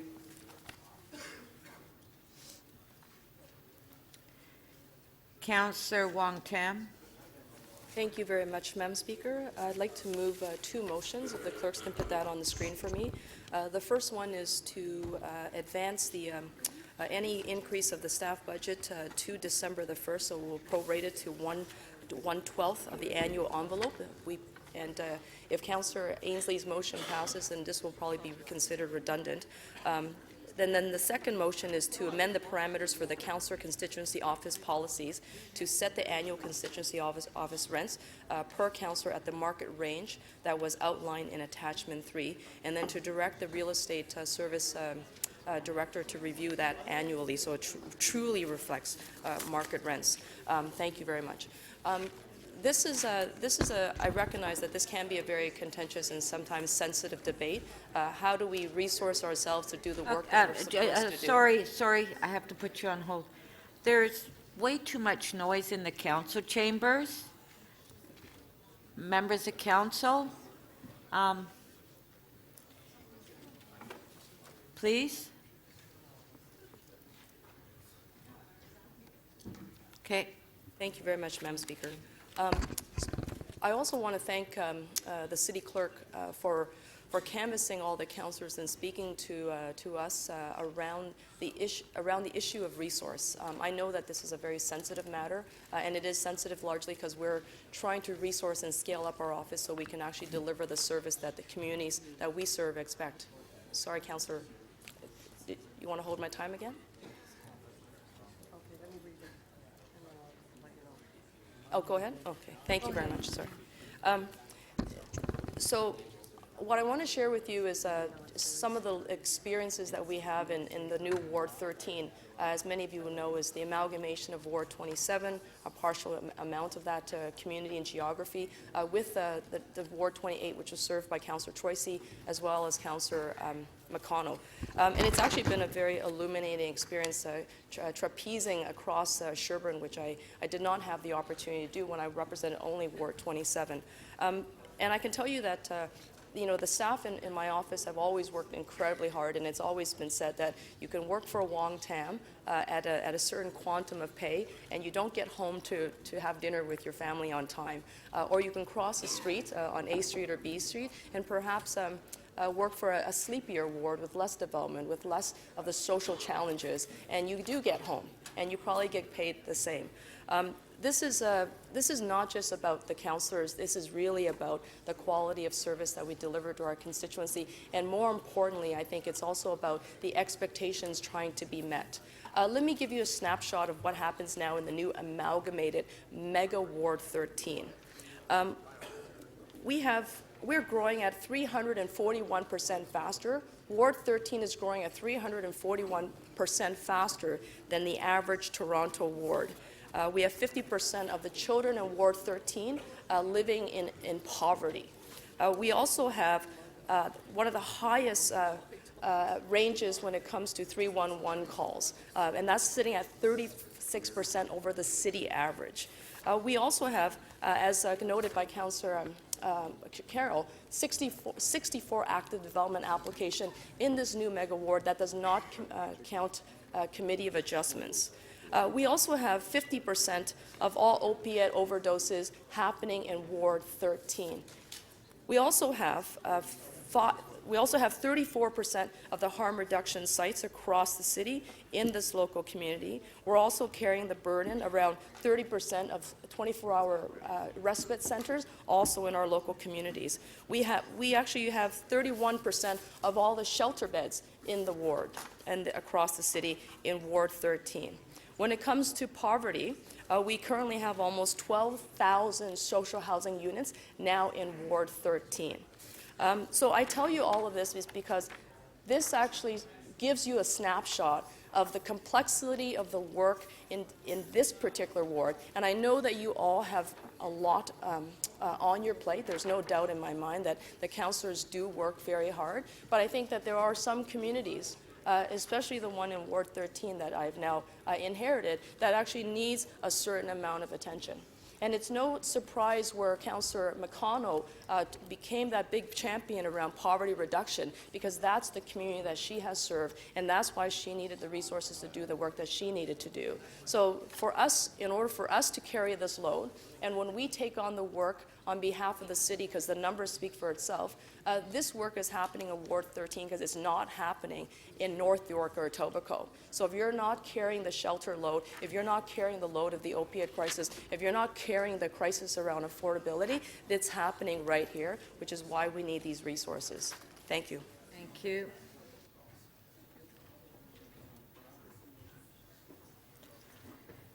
Councillor Matlow. Madam Speaker, I want to begin by thanking the clerk and her team for the incredible work that they've done, both by managing two election scenarios simultaneously, which was unprecedented, but also then trying to prepare us for a new governance structure and a new reality that we didn't ask for. And that's what we're doing today. We didn't ask for this reality. We still don't accept that this reality was imposed upon us. But we do need to work with the reality that we have. That is the only grown-up thing to do. So I support moving forward with a governance structure proposal that staff have struggled with to put together for our consideration. I am concerned, though, moving forward with where we're going to go with the governance in the future. I'm concerned about the possibility of centralizing power too much. I'm concerned about the possibility of, even though rhetorically engaging the public on appointments is a good idea, the reality is that if it's centralized, that only some people's friends or supporters might get those appointments, rather than having it as a fair and reasonable and equitable consideration, and we need to safeguard against that possibility. As far as living within our means, well, our means need to adjust and adapt to the new reality as well. We now have, I went from, as many of you, 60 to 70,000 residents in the ward that I did represent, now to roughly 110,000 people. We as councillors deal with, development was brought up, and as you know, Yonge and Eglinton, many other areas of my ward there's a lot of pressure. But we also deal with traffic studies and parks improvements and responding to people's needs, whether it be street by street, neighborhood to neighborhood, person by person. That means a lot of meetings, working with BIAs, a lot of engagement if you're doing your job well, as most of us do. And that means that we do need to support our staff to be able to get that job done. I want to thank my staff. I mean, they've been working, they're incredible. They're incredible, as all of your staff are. They are doing the work of double the needs that we are receiving right now. And it's not fair to our staff not to provide them the resources to be able to do their jobs well. And it's not fair to our residents, too, who expect us to be able to respond to them within a reasonable time frame and to be able to have those meetings and go to their homes and meet them in their parks and meet them on their main streets to be able to do the job well. What this meeting, though, demonstrates is that when Premier Doug Ford told the people of Ontario that there would be $25 million in savings to cut council roughly in half, that was never true. Like many things this Premier says, that was never true. There was never going to be $25 million in savings, and that's just a fact. What's happened now is that, like amalgamation many years ago, and now what's happened with cutting council in half, unilaterally, without any consultation with the people of Toronto, what's happened now is that we're going to need more staff to be able to respond to our constituents, because we're going to be busier both having to address the needs and priorities of double the population, but also spending more time sitting at these committees. The committees may be fewer, but the agendas aren't going to be any shorter, because the workload remains the same. It's just that there's fewer people to do all that work. So the reality is that we're going to be at committees and trying to address the needs of double the population, and we need the resources to do it. The question remains, though, is this good for democracy? I don't believe it is. And where I hope we go with the governance review is, along with dealing inwards about how we manage our existing resources better and how we focus on our committee structure better, I also hope that we continue our goal, as I moved at the last council meeting, to achieve a charter for the City of Toronto and finally have home rule. I strongly believe that, whether we're talking about the ability to run our own affairs with respect to our elections or our revenue streams, or even the clearly defined roles and responsibilities for a major city like Toronto, we need the ability not just to debate what we want to ask of the province of Ontario, but actually what we can do when we decide it here on the ground, closest to the people and reflective of the residents of Toronto's priorities. So I hope we don't forget that as we discuss the committee structure, that we actually have to reform the entire governance system, because it's screwed up and it's not working. And I hope that we are resolute in that goal. Thank you. Thank you.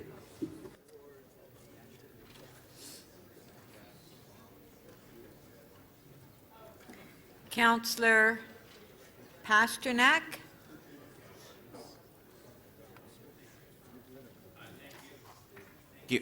Thank you, Madam Speaker.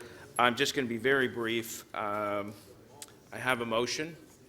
I sat for 4 years on the Parks Committee, and I chaired Community Development and Recreation for 4 years. And during that entire 8-year period, there was always discussion about merging and making sure the Parks, Forestry, and Recreation come under the same standing committee. The synergies are obvious. We had enormous resources of staff splitting themselves between two standing committees. We had duplication of reports, and the best way to handle this in the most efficient way is to put Parks, Forestry, and Recreation under Community and Economic Development.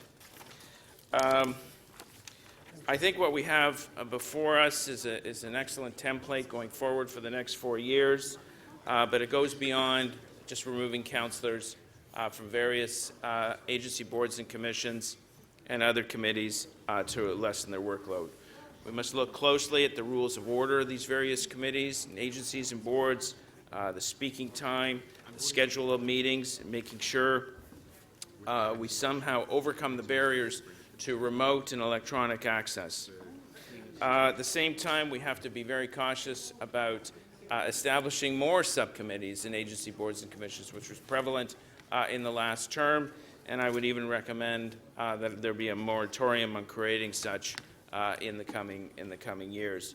So I look forward to further documentation on these matters, making sure that we do our best to make a 25 council government work. We may not be happy with the result, but certainly we have the responsibility to make it work. And this provides an opportunity to reimagine and reinvest in our democratic institutions and our various advisory committees, and making sure there's more civic participation in the years ahead. Thank you, Madam Speaker. Thank you.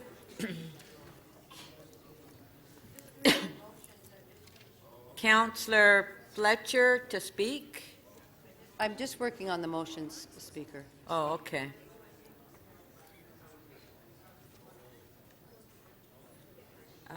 Councillor Cole.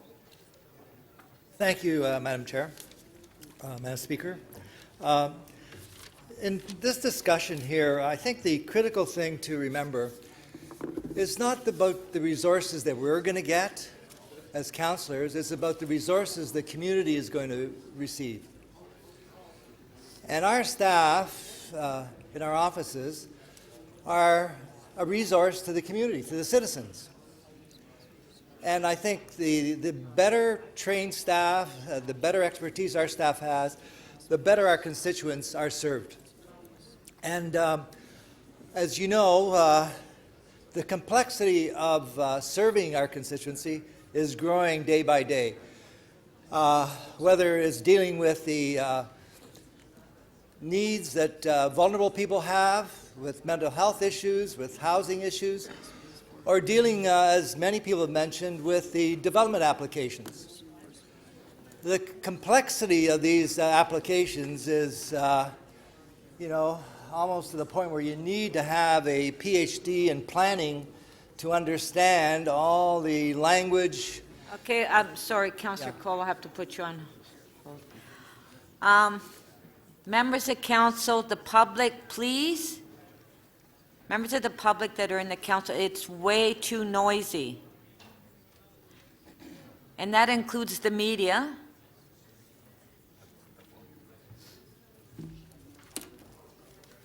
Okay, Councillor Cole. Thank you, Madam Speaker. And so the quality of people we need to serve our community is certainly an exceptional quality. They have to be social workers, they have to know planning, they have to know different languages. So we need very highly qualified and understanding, passionate people to be our staff people that serve the community. And so therefore, I think whatever we invest in our staff, in our offices, is an investment in resources for our citizens, the voters. I know that in my own riding, Ward 8, Eglinton Lawrence, I've got 60 robust development applications. We can go in length and describe the impact that these development applications will have at Yorkdale and Dufferin or Yonge and Eglinton. 60 very significant complex applications. And then there's another 40 coming down the pipe already in a preliminary stage. So there's about 100 and I don't know how many you have in your ridings, but 100 serious, complex, important development applications, not to mention what is in my neighboring council members' wards and their applications and the impact they have on me. So therefore, and plus, I'm also required as the local representative to inform and meet with the citizens about the largest transit infrastructure project in North America. The largest, an $8 billion project that's been going on for 10 years, goes on 24 hours a day, impacting traffic, impacting people's sleep, pounding, drilling. Just try and drive along Eglinton from Kiel to Yonge. I dare anyone here to take that drive and see whether or not it impacts on the residents there. So the residents want the information. They want to know why there's so much disruption of traffic at an intersection. They want to know why there's 24-hour drilling now, for instance.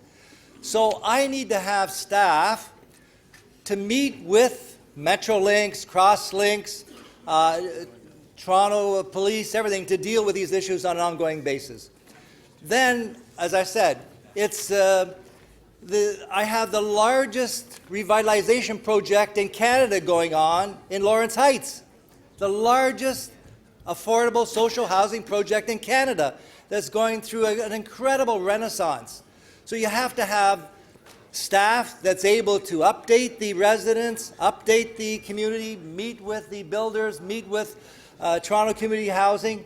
You need people there on the ground. So you can't do it sitting there and say, well, I'm going to do a newsletter once a year. Or I'm going to do it digitally. I'm going to do it on social media. And people sort of say, social media? Yeah, okay.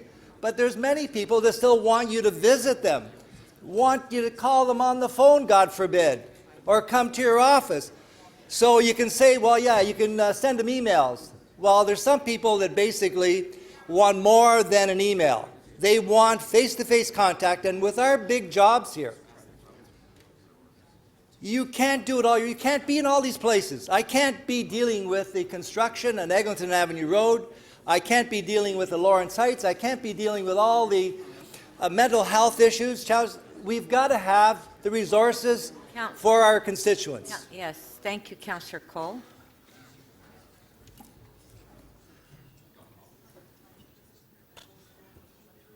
Councillor Fletcher, are you ready yet? No? Okay. Councillor Karagianis? Madam Speaker, I'm not ready. There's a motion being You're drafted not ready by the clerk. either? Councillor McKelvey? Thank you, Madam Speaker, and I'd like to start by thanking the residents of Scarborough Rouge Park for giving me this great opportunity to be here. Today, I want to speak specifically to the motion to remove Parks, Forestry and Recreation from the Infrastructure and Environment Committee. And I just want to say that I was very excited to see that infrastructure and environment were combined together under this umbrella. Because in this world right now that is pushing back for action on climate change, I think that the City of Toronto has the ability to show incredible leadership in this area. I also do think that parks and forestry are part of our important infrastructure in the City of Toronto. And in particular, we have things like the Scarborough Waterfront Extension. That is an infrastructure project, a $170 million infrastructure project, as well as the Meadowway, which is an $85 million infrastructure project. So I do see that these go together under that same lens in committee, and I urge Council to vote against this motion. Thank you.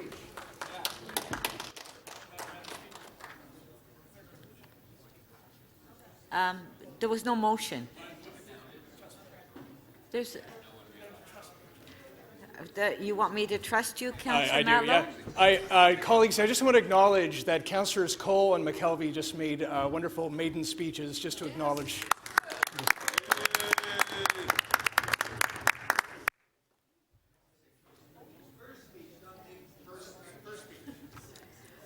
Councillor Layton, are you ready? Yes. I don't have a motion, but I'd remark. Okay, just one sec, Councillor Layton. Hold on. Councillor Layton, go ahead. Thank you. I just remark that Councillor Matlow is right that we typically recognize those first speeches, But I think it's that both just came so naturally, and they also didn't run the clock at 5 minutes, that perhaps the rest of us appreciated and didn't realize and recognize who was delivering them. I just want to very quickly say that through none of the discussion about the size of City Council that we had, what was it, 4 or 5 months ago now, 4 months ago now, did we talk about the delivering good service to constituents. That wasn't the aim of the provincial government in this. It had nothing to do with the delivery of good customer service, being able to pick up the phone and call an office and not get a dial tone or get your emails responded to quickly. It had nothing to do with it.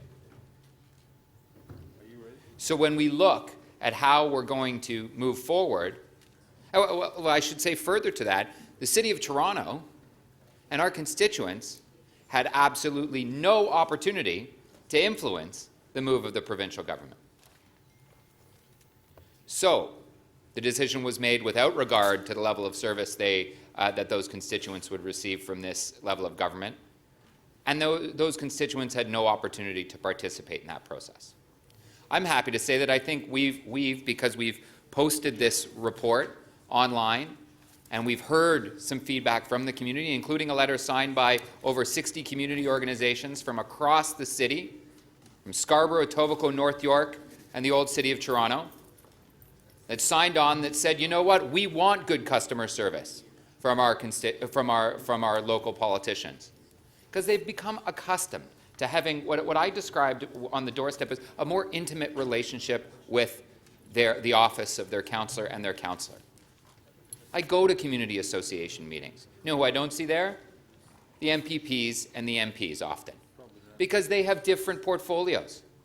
We're dealing with those local street issues that those constituents want to talk about the speed bumps on that street, about a stop sign on that street, about the condo moving in next door to the single-family home, or other development applications in their neighborhood, about things in their parks. That's what local constituents want to talk to their elected officials about, us about. And I've really quite enjoyed that relationship with these constituents, with these various groups. In my old ward, I had about 7 community associations and 12 BIAs. The new ward has over 20 community associations and 18 BIAs, with monthly meetings. If we're going to continue even some kind of reflection of that relationship, of that one-on-one relationship with those community associations and being able to answer their questions and respond to their needs and bring forward policy ideas that they have, then we're going to need a larger complement of staff, because we simply can't be in all those places at the same time. Because on top of those monthly meetings that both those types of organizations hold, we also have development applications. And I don't know about you, but the number of development applications in the ward that I represent has gone up easily 3-fold. Hundreds of stories of new development come in on a quarterly basis in the new Ward 11. Hundreds of stories, thousands of units. And we don't just give this to the chief planner and let them produce their report. Developing good, or moving forward on good development, involves the community. It involves looking at opportunities to integrate public services in, and that doesn't happen when the developer is just working with city staff. That's something that the local councillor needs to, and the local community need to play a role in. So I would urge you to support Councillor Ainsley's motion and move forward with an appropriate staff allotment so that we can deliver that same level of customer service that unfortunately didn't come up in the debate around the size of council. Thank you.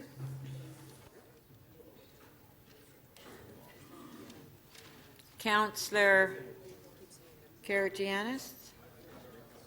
Thank you, Madam Speaker. I do have a series of motions. If staff can put them up, I would appreciate it. Motion A is a friendly amendment or an amendment to Councillor Ainsley's motion from 50,000 to 55,000 office budget.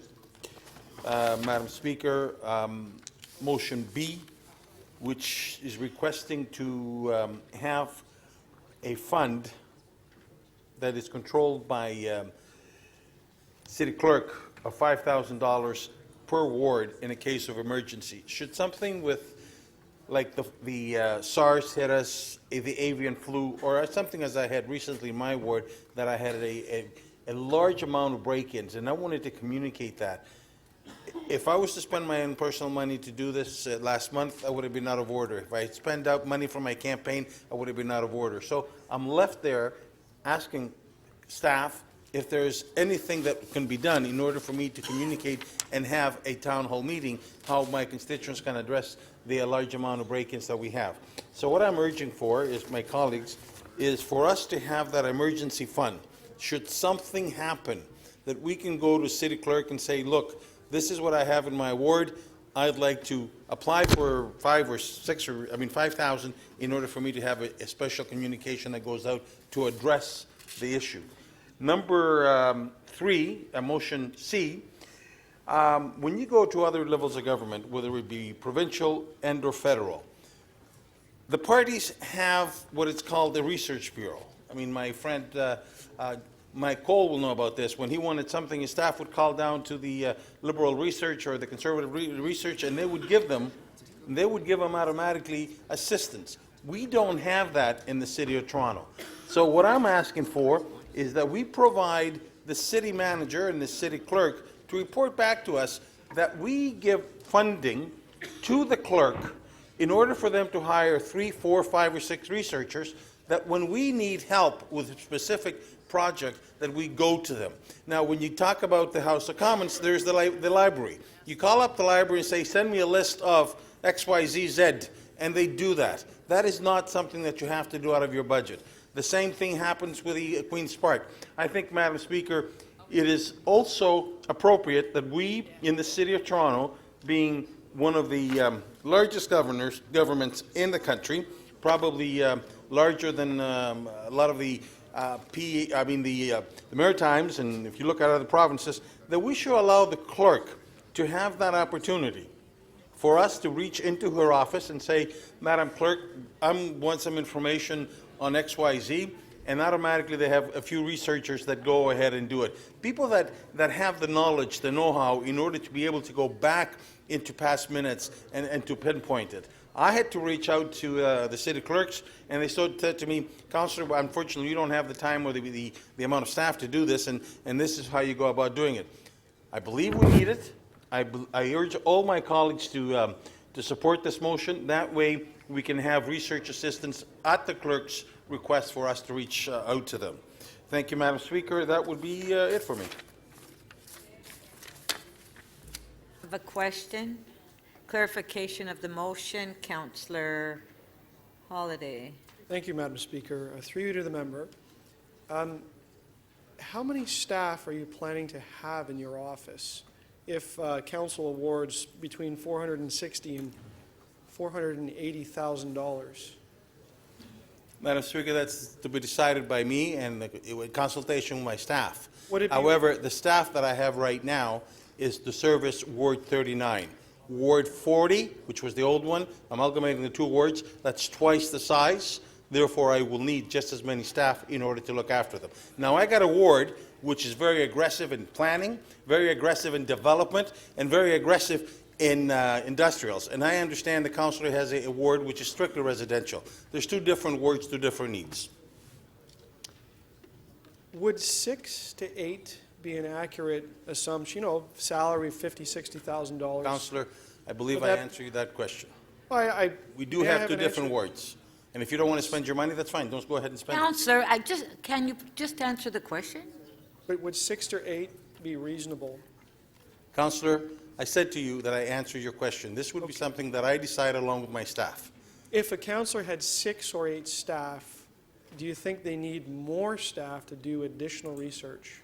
Put yourself in my shoes and see the development that's coming around the corner and about to hit me in the face. Not what and I think asked. you will probably understand that I need more staff. So that's a yes. So beyond 6 to 8, councillors need more. And how would we govern the division of research services among councillors? Would we just hire another army of 6 to 8 researchers? My request is that we support our clerk to have the necessary tools to assist us. Should we need something specific from past minutes, from past meetings, that we go to the clerk, and the clerk has the ability to do that. Now, if you don't want to support that motion, and you don't want to support... Thank you. Would you move them into your office? Would you This move is the where- researchers into your office? Counselor, I think you're missing the point here, and I think that you should probably May I ask... have an answer to the question, No, Madam Speaker, Councillor instead of Holiday, drifting? that's the Can I get answer, some- but that's the answer you're going to get, so. A non-answer. Okay, I get it. All right, if I can I use my last apologize, couple Madam of Speaker, seconds. that's not a non-answer. The councillor knows fully well that when his father was serving at the provincial legislature, Okay, they now we're did getting have a silly. legislative Now we're getting assistance. silly. Okay, thank you. Madam Speaker, if I can finish on the other motion about the $5,000 awarded for emergencies. What constitutes an emergency, and how would the clerk know whether or not to give this money? And what's the difference between going to the clerk and coming to council if there's an emergency to seek extra money? Okay, that was your last question. Thank you. Madam Speaker, an emergency constitutes something like SARS. An emergency constitutes something like break-ins, and I was not able to come to council because council was not sitting. So that constitutes an emergency in order for you to be reaching out to your constituents. Now, the councillor might not want to do this, but I do have a different style. And in my part of the world, people want to be appraised of what's going on. Thank you, Madam Speaker. No, that was your last question. Oh, point of privilege? Okay, just one sec. Councillor Holiday. Yeah, I would just ask the member not to speculate on what this councillor may or may not want to do or how this councillor conducts their office. My questions were very honest about how the mechanics would work, and I don't appreciate the swipes or insinuations on style. Madam Speaker, on that point of order, if I may add... Just hold on, just a sec, Councillor, just a sec. Let me turn your mic on. Thank you, Madam Speaker. If I said something that offended the councillor, I apologize, but the councillor started asking me how many staff I would have, so therefore he was approaching in my professional advisement of how I would run my office. So Okay. it's similar. Thank you. Councillor Fletcher, are you ready yet?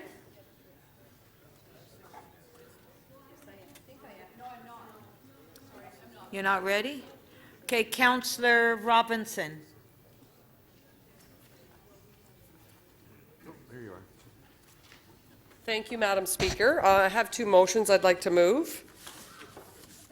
One is regarding the Canadian Film Centre, and the other the Toronto Symphony Orchestra.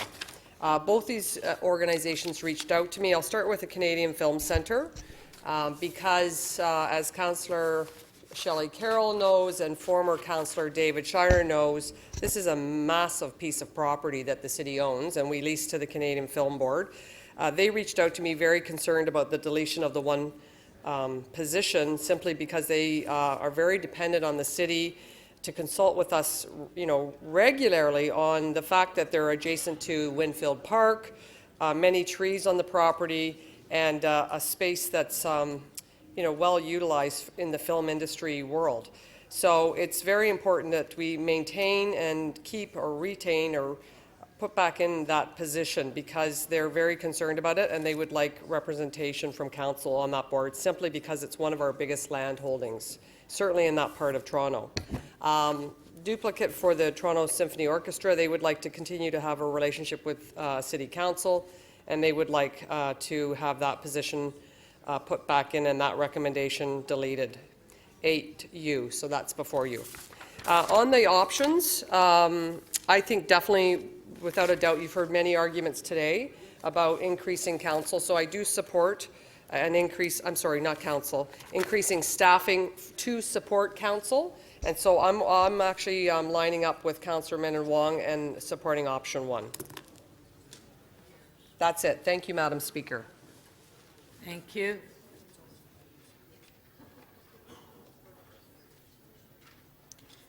Councillor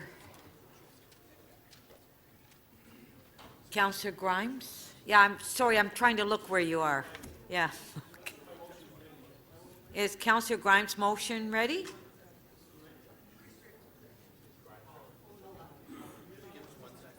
Okay. Just one sec.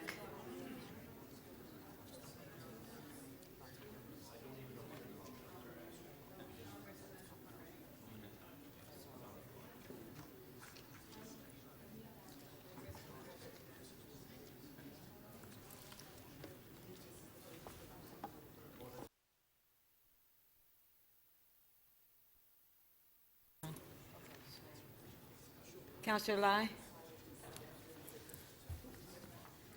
Thank you, Madam Speaker.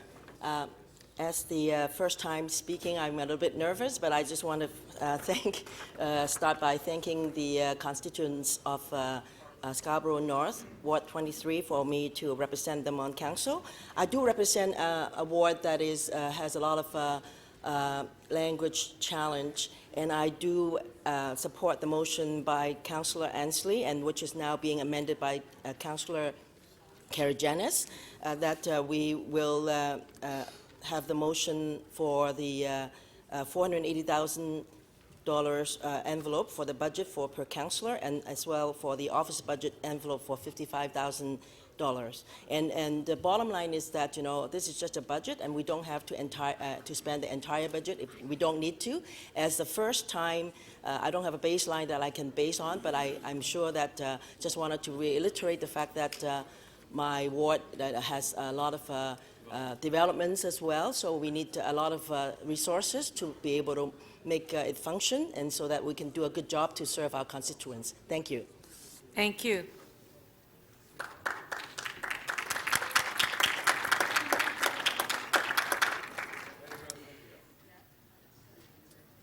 It's nice that all the new councillors are speaking for only a minute and a half.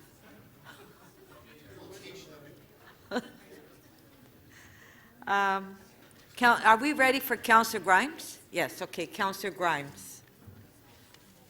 Thank you, Madam Speaker. I have a motion that City Council direct the City Council member appointees to the Exhibition Place Board of Governors be prohibited from appointment to the Canadian National Exhibition Association Board of Directors and the Municipal Section.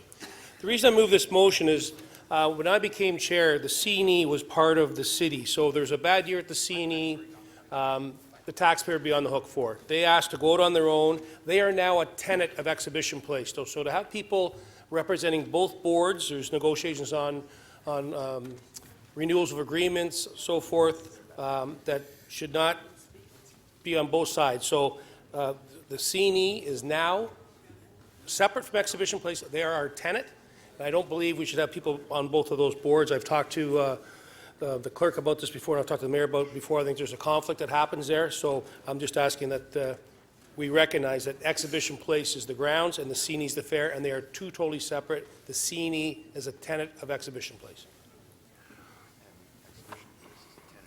Okay, thank you. Councillor Layton, I see that your name is up. Oh, okay, so you want, Councillor Layton has a question to Councillor Grimes. Thank you very much. So this issue has come up before, and you've only singled out the Canadian National Exhibition from not having members sit on both. Would this stand for any events or organizations that act as tenants or host? What organizations? Well, talk about Exhibition Place. I'm talking on the grounds of Exhibition Place. Yeah. Would this preclude members of council from serving on organizations or companies or other events that participate or Give me an example tenant of those event that a grounds? councillor would sit on, Councillor Layton, please. Well, there are events that take place on the grounds that are run by not-for-profit organizations. So would that preclude members of council that are associated with those events from participating on Exhibition Place? As Councillor Perks just pointed out, we had the Royal Affair. We've just eliminated that appointment position. Yeah. They are a tenant, and again, it was for years and years the CNE was part of the city. They are no longer. They are a major tenant, and to have councillors representing both sides of it, I don't think is appropriate. So I'm just trying. I can't think of an example, Councillor Layton. To answer your question, I can't think of an example of another tenant that would have both board members on it. So MLSE has a significant footprint on the site. They have a foundation that has a board. I suspect. Would it be appropriate? I don't think any councillors sit on the MLSE Foundation board. But I'm foreseeing this as a possibility. There are other organizations that lease the grounds for I'm just specific talking events. about what's before us here in the report. Is Exhibition Place is the tenant. Is the landlord. CNE is a tenant. We have negotiations. We had major negotiations happen with them, and I just don't think it's right. And there's a conflict sitting on both boards. As a policy, though, this is the reason you're making it, right? So that people shouldn't be on both Exhibition Place and either a tenant or an organization I just don't who think are... council should sit on both boards because they're both doing different things at different times, and I just can't make it more clear. We're negotiating a lease with the CNE. There's some things that happen on purple paper. I just want to make it clear that in the future, if this comes up, then your position is that you shouldn't sit on Exhibition Place Board if you're doing business with Exhibition Place Board. Is that Well, I think a that fair already assessment? happens. There's provisions for that to But declare is that conflict. a fair assessment? That if you're sitting on the Exhibition Place Board, you shouldn't be associated with organizations that are dealing with the I didn't say that. I'm just saying. But that's exactly what you're saying. No, I'm so I'm just saying trying to find out, is this a on piece Exhibition of Place policy? grounds, Councillor Lane, please. I've answered the please. question. I think that's a conflict to sit on both those boards. Thank you. Councillor Carroll, question? Yes, I just want to clarify because I will eventually be voting on who should sit where by name. From your motion, I'm taking it that you see the relationship. The most important board here is the one that owns the land, that being Exhibition Place Board. Well, Councillor Carroll, I They see. supersede Listen, I tenant think opinions? the CNE is a very, very important institution in this city and to the grounds. They're a historic tenant. They're one of our top 10. All I'm simply saying is we are doing negotiations with the CNE because they are now a tenant. Before, they were part of the city. They've gone out. They're an arm's length corporation now of the city, and I just can't put it more bluntly. So when I come to vote on who sits where is it most important for the local councillor to be a member? Where the land is owned? Is it most important that the councillor within whose ward the Exhibition Place sits? They should sit on Exhibition Place. If without conflict, they're going to advocate for the needs of that land and its surrounds? I believe that's a possibility. That's probably the right where it should be. That's probably where it should be. Thank you. Those are my questions. Thank you, Madam Speaker. Thank you. Councillor Perks, question? Thank you. Councillor Grimes, I know you've stated it, but I just want to make sure I clearly understand. The principle you're advocating for here is that councillor shouldn't both sit on an entity that owns land and an entity that manages the land, or I'm does talking about, Councillor Perks, to be clear, Exhibition Place. Yeah, I know. But Public the principle underlying your motion is you don't want someone being in conflict between representing the body that owns the land and representing a tenant. Correct. Okay. Does that apply to the fact that the City of Toronto owns the land that Exhibition Place sits on, and the Board of Governors of Exhibition Place manages it on behalf? So that's correct. Wouldn't that put you in a conflict if you sat on the Board of Governors of Exhibition Place and were a member of Toronto City Council at the same time? Exhibition Place reports to City Council. Okay. Thank you. Thank you. Councillor Fletcher, question? It does seem to me like you're setting a precedent for one organization. In the theaters, one of the tenants of St. Lawrence always had board member, city council board member, and the same city council board member on the actual theater. So once we would go down that road, would that apply in the same way, that you're curtailing basically the local councillor from their role? Councillor Flair, I'm not talking about local councillors. I'm talking about Exhibition Place. No, I'm not talking about theaters. I'm talking about Exhibition Place No, I got as the it. grounds. Is the tenant, is the landlord? CNE is a tenant of Exhibition Place. To sit on both boards, I believe, is a conflict. The local councillor could be on both. I think they should be on one or the other, not be up to the local In council. many cases, they're on both. So would you agree we would have to set that precedent everywhere? Why would that be? I don't special? say what to set ever, that's up to, I'm just saying Exhibition Place. I'm No, I talking about hear Exhibition that. Place. Why would it be so special that we couldn't have the local councillor involved and interested in the entities? Because that the city CNE is appoints? now a tenant. They're an arm's length corporation of the city. We represent the taxpayer. We answer to this council, and they are now a tenant, a very important tenant, a very historic tenant, Oh, I get no that. doubt. But there's things that happen on purple paper that on these negotiations, I just think they should be separate, and I just can't make that more clear. Well, but the principle is that the local councillor gets excluded from significant organizations that function in their ward. That Well, I was think if the what local we'd end councillor up sat on Exhibition Place, he would know very well, or she would know very well what's happening But that within the grounds. seems to me that's where we would end up. Would you agree that's the effect of your motion? The effect of my motion is, I remove the believe it's a local conflict to councillor. sit on both of those boards at the same time. But there's many councillors that do that, so are they in conflict? I don't know how many council are. I haven't looked at it.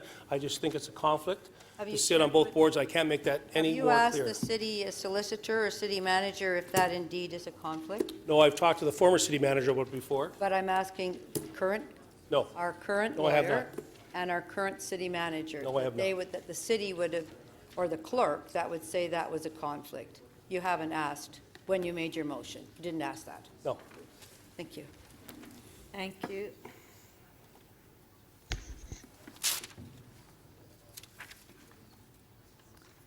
Councillor Fletcher to speak. I would have referred that last motion to the city manager. I've got some motions here. Somebody still might, because I think it's a precedent. There it is. So that's just Canadian Stage, which I mentioned earlier, which has 2 members. They operate out of 2 city-owned properties, and they still discussions, so it's helpful to have a member on there from City Council. That's one recommendation. The second is the TRCA, which I also mentioned, is the issue of the balance, something to be discussed in how that works with the TRCA board and TRCA, and this would keep everybody in place until this got figured out. And the annual general meeting, I believe, is later in January, so we wouldn't be missing any deadlines by doing that one. And again, the constituency offices, I think a number of us have questions about how we came up with some of those numbers. So a review of that would be helpful if we could sit down and go over that. So that would just not have that accepted today. Oh, no, that one's coming off. I'm sorry. I took that off. You want to raise? Thank you. No. And then this is the other one, which is the City Council. I would amend the newsletter funds to include the postage and production, and that would essentially be supporting Councillor Ainsley's motion at $50,000 with this newsletter paid, but not just the postage, which will be more, but the production as well, which isn't covered. And I just want to say that today is, well, it's a historic day. It's our first council meeting. Unfortunately, we're not discussing bigger issues. We're talking about our staff, our salary. We haven't started out talking about the city, but that we will get to next week.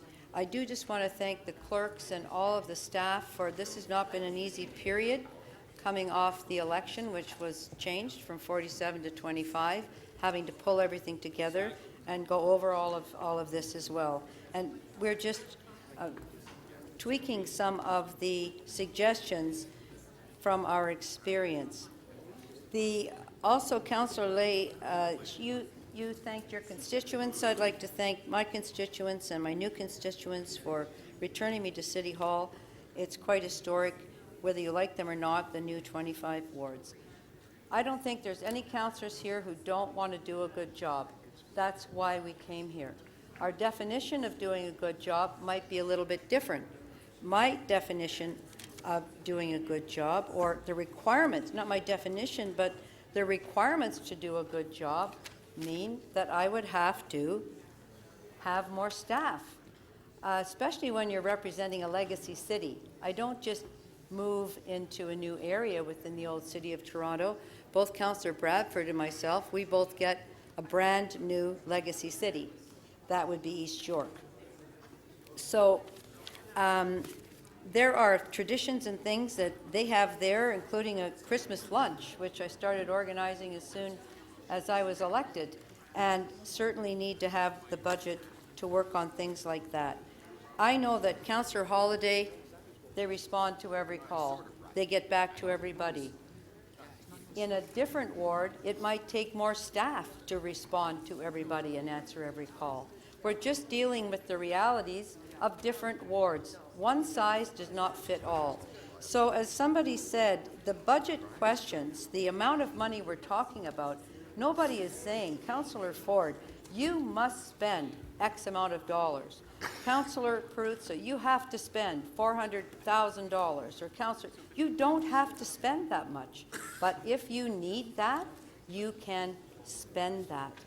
You can have access to those dollars to properly support your constituents through the development proposals, through the massive transit proposals, through the infrastructure proposals, for the development of the waterfront, to monitor all of the opiate crisis that we have in the city, to support installing and the building of new shelters throughout our constituencies, to respond to our tenants that live in Toronto community housing. And if you have a lot of them, you know they have many, many, many issues with TCHC, to be able to deal with revitalizations for Toronto community housing, to deal with the parking tickets people get on the turnover days because we have permit parking on every street. Councillor To deal Fletcher? with, sorry, have I finished? Your time is up, yes. Thank you. I think I listed quite a few things, Speaker. We do have a question for you. Councillor Robinson. Oh, where is she? Here I am. I was Hi. looking in your old seat. I know. I've moved. I've moved this way to the right. Just quickly, I'm kind of using this question as an opportunity to make a bit of a point, I'll be honest with you. So on your postage and production piece, are you aware that the federal and provincial, our counterparts there, they actually don't pay for postage? Are you aware of that? Quite aware. Provincial does, but federal does I'm not. quite aware that they don't pay for postage, so. Federally? I don't know if you know, but I wondered. I totally know, and I think we would have our postage paid. We have that postage paid. But once you're producing, you've got a design, you've got the printing. No, I'm not asking. I'm just focused on the postage. I'm very focused on. So what about provincially? Do you know? Do you happen to know? I don't know. But federally, it's paid for? Correct. Okay. Federally, No, they but I'm pay. focused on the postage. The postage, Councillor, the House of Commons, householders by federal members have as much free postage as they would like. They could send a householder every day through the federal post, and it would be paid for. And it's paid for. Councillor, please. And provincially, Hold on. you're not sure? You're not sure? I believe that's part of their global approach.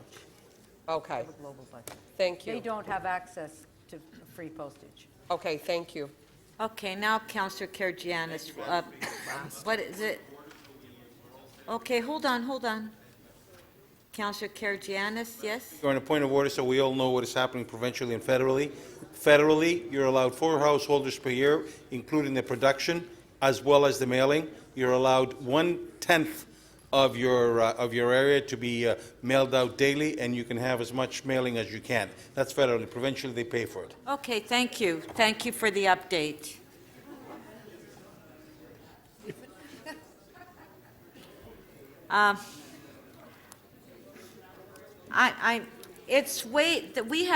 There's way too much noise in the council chambers. Councillor Carroll, Councillor Wong Tam.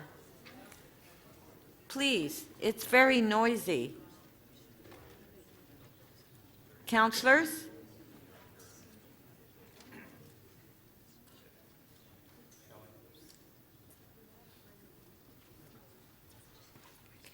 Councillor Bradford to speak. This me? It's you. Thank you very much, Madam Speaker. Congratulations to all my council colleagues on the election. It's fantastic to be down here with you. And I'd like to take this opportunity to thank the residents of Beaches East York, Ward 19, for entrusting me with their representation down here in the council chamber over the next 4 years. With respect to the office budgets and the staff budgets, for me, in the conversations that we had on the doorstep of the campaign, it really is about those relationships with residents. And when I spoke with the residents of Beaches East York, they identified that was really important to them. At the same time, council was cut down to 25, but the City of Toronto was not cut in half. So we need to have the staff and the resources available to respond to the concerns of the residents, to make sure that we're at the meetings, that we have representation, and there's somebody there to answer the phone when they call.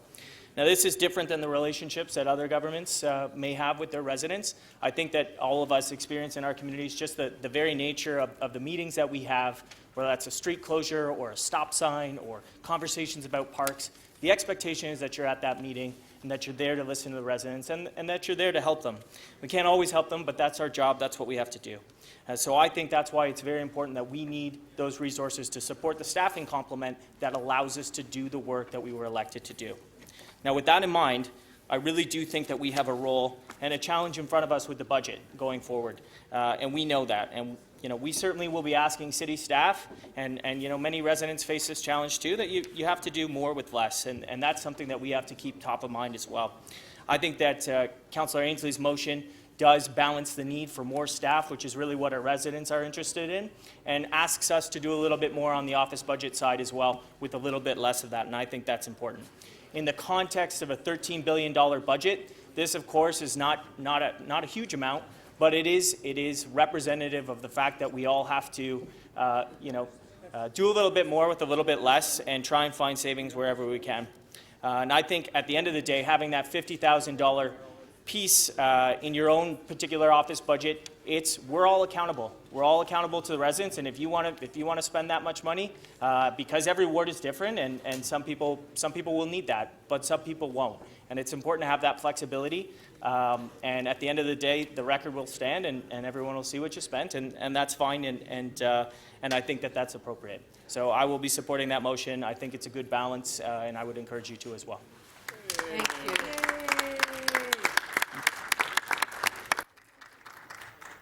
2.5 minutes.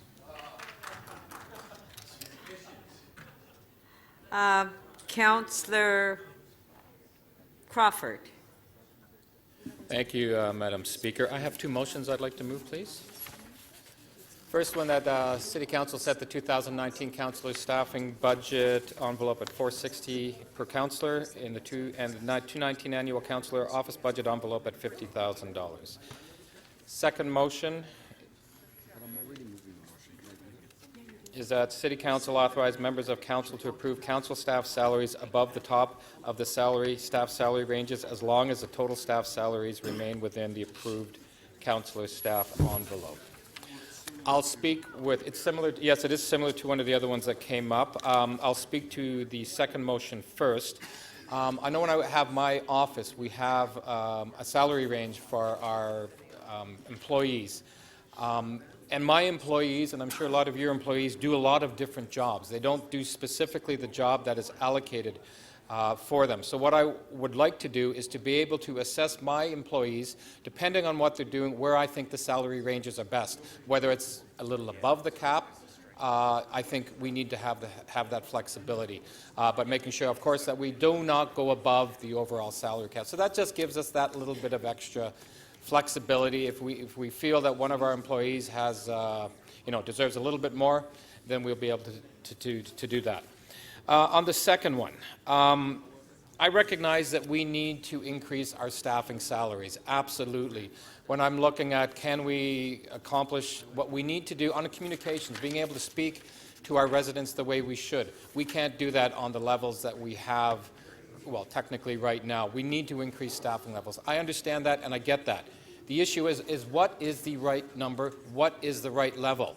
We have a number of motions and we're talking about what the right levels are, but until we actually get into practicing what these new wards will look like, we're not too sure whether or not we need 480, 482, 461, whatever it is. But I'm moving this motion specifically because what I want to make sure is that in whatever direction we go, I want to keep it at a 0%. I've looked at all the motions, all the amendments. There's no 0% there. And that's why I decided to move option 2, which is option 2, by the way, in the recommendations, that I think we need to be disciplined enough to say let's see where things go, but we do and should not go beyond the 0%. When I look at the different options, I know Councillor Ainsley, with the 482 and I believe the $50,000 does go above the cap, so I can't support that.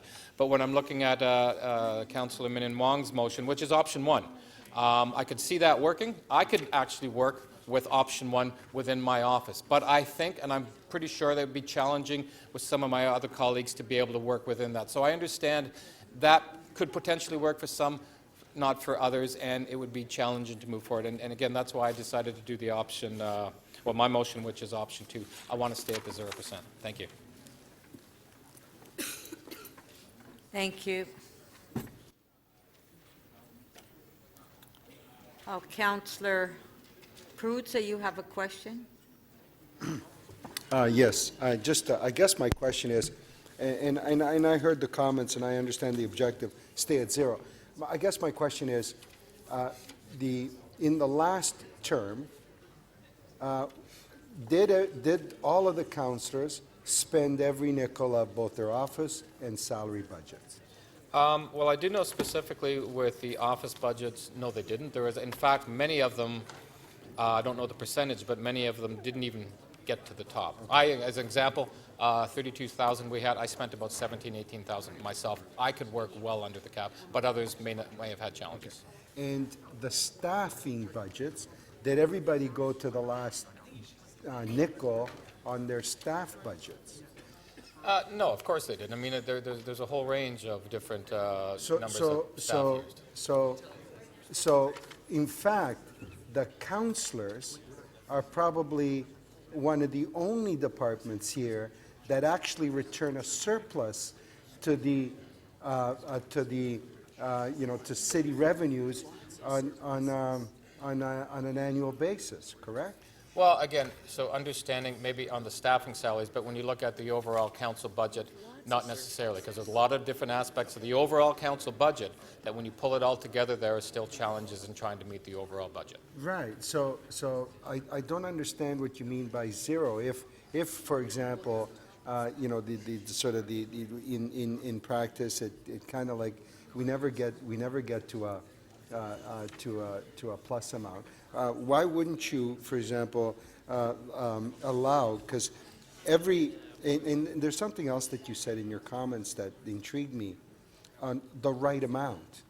You'd agree that the right amount, for example, in the outer reaches of Scarborough, where the geography is enormous, where the distances that people have to travel are huge, where, for example, are very, very different than what a downtown ward here, like Councillor Wong-Tam's, for example, where people walk 3 city blocks and or 4 or whatever, and you've gone from one limit of the riding to the next. You would agree that each one of us represents districts that are very, very different than other councillors. Well, yeah, Councillor, I agree with you. I guess what I'm trying to say in my motion is I'm trying to be disciplined enough, recognizing that we have to do some increases to stay at 0%. I understand, 0%. From my perspective, 0% is going to be working. I do not want to go over. And understanding with Councillor Min Wong's motion is less. We still have the opportunity through a budget process to look at the staff salaries in another year, another 6 months, and to make adjustments. But I would rather, instead of going top level, and first of all, we go to the top level, we're never going to adjust down. I know that. If we go a little lower, and I'm saying 0% would work, do we have the potential of going up in the future? Yes. But the minute we go up to 482, we're never coming back down. And I want to make sure there's a bit of flexibility. And is the 0 based on the 44? Councillor Perruzza, that was your last question. Sorry. I believe 44. Councillor Carroll, clarification of the motion. Yeah, I do want to clarify it to make sure that we understand that we do want proper budget practice, and I think you were not yet here when I made my comments earlier. But further to Councillor Perruzza's questioning, we actually do have lots of departments that deliver a surplus at budget time, don't we? We sometimes have $100 million in surplus. Oh, absolutely we do. Of course we do. And isn't it true, you would know as budget chief, we actually expect departments to budget realistically what the actions we want them to do are going to cost, and then we applaud them if they are able to do it for less, and we get a surplus when their actuals turn out to be less. I agree with you there. And if they, for 3 years running, really essentially lowballed because they wanted a gold star at the front end, but they were always out of balance and their actuals always came in over, we'd bring them in and give them a bit of a slap on the hand, would we not? Well, I guess how you define a slap on the hand, but... Well, we'd ask them to right-size their budget and actually show an increase in their budget, which would put them out of meeting the target, but we want them to be realistic with us so that we can properly fiscally manage, do we not? We do, but... That's what we expect of our corporation? We do, Councillor, but as you understand, when we go through a process, we have to set certain targets.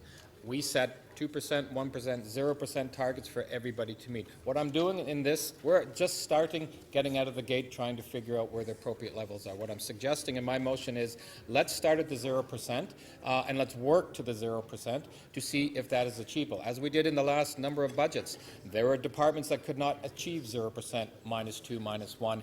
We had to make adjustments. So I'm saying out of the gate, let's start with 0 and let's see how this works. So to be clear, the latitude in your budget is if it's impossible to follow, if you're a ward that simply can't follow that and properly serve its constituents and deal with all its development, when they can't do that, they're going to be out of balance, the budget's going to be over, but you're not going to slap them on the wrist at that point. Your latitude is that if they can't possibly get to 0, you're going to be okay with that.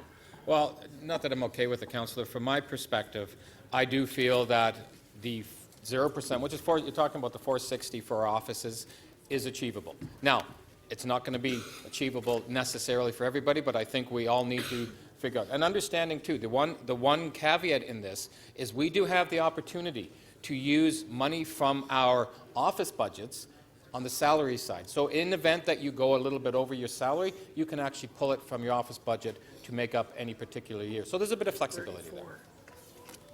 Not if you're Thank you. 34. Councillor Peruzza, you're up. Wait, you're the last speaker. Is there anybody that hasn't spoken that would like to speak?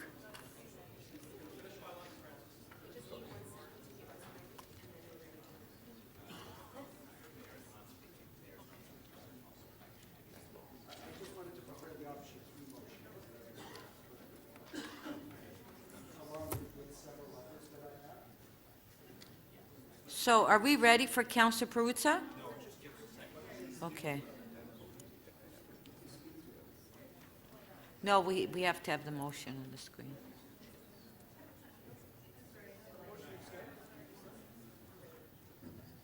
You ready? Okay, Councillor Peruzza.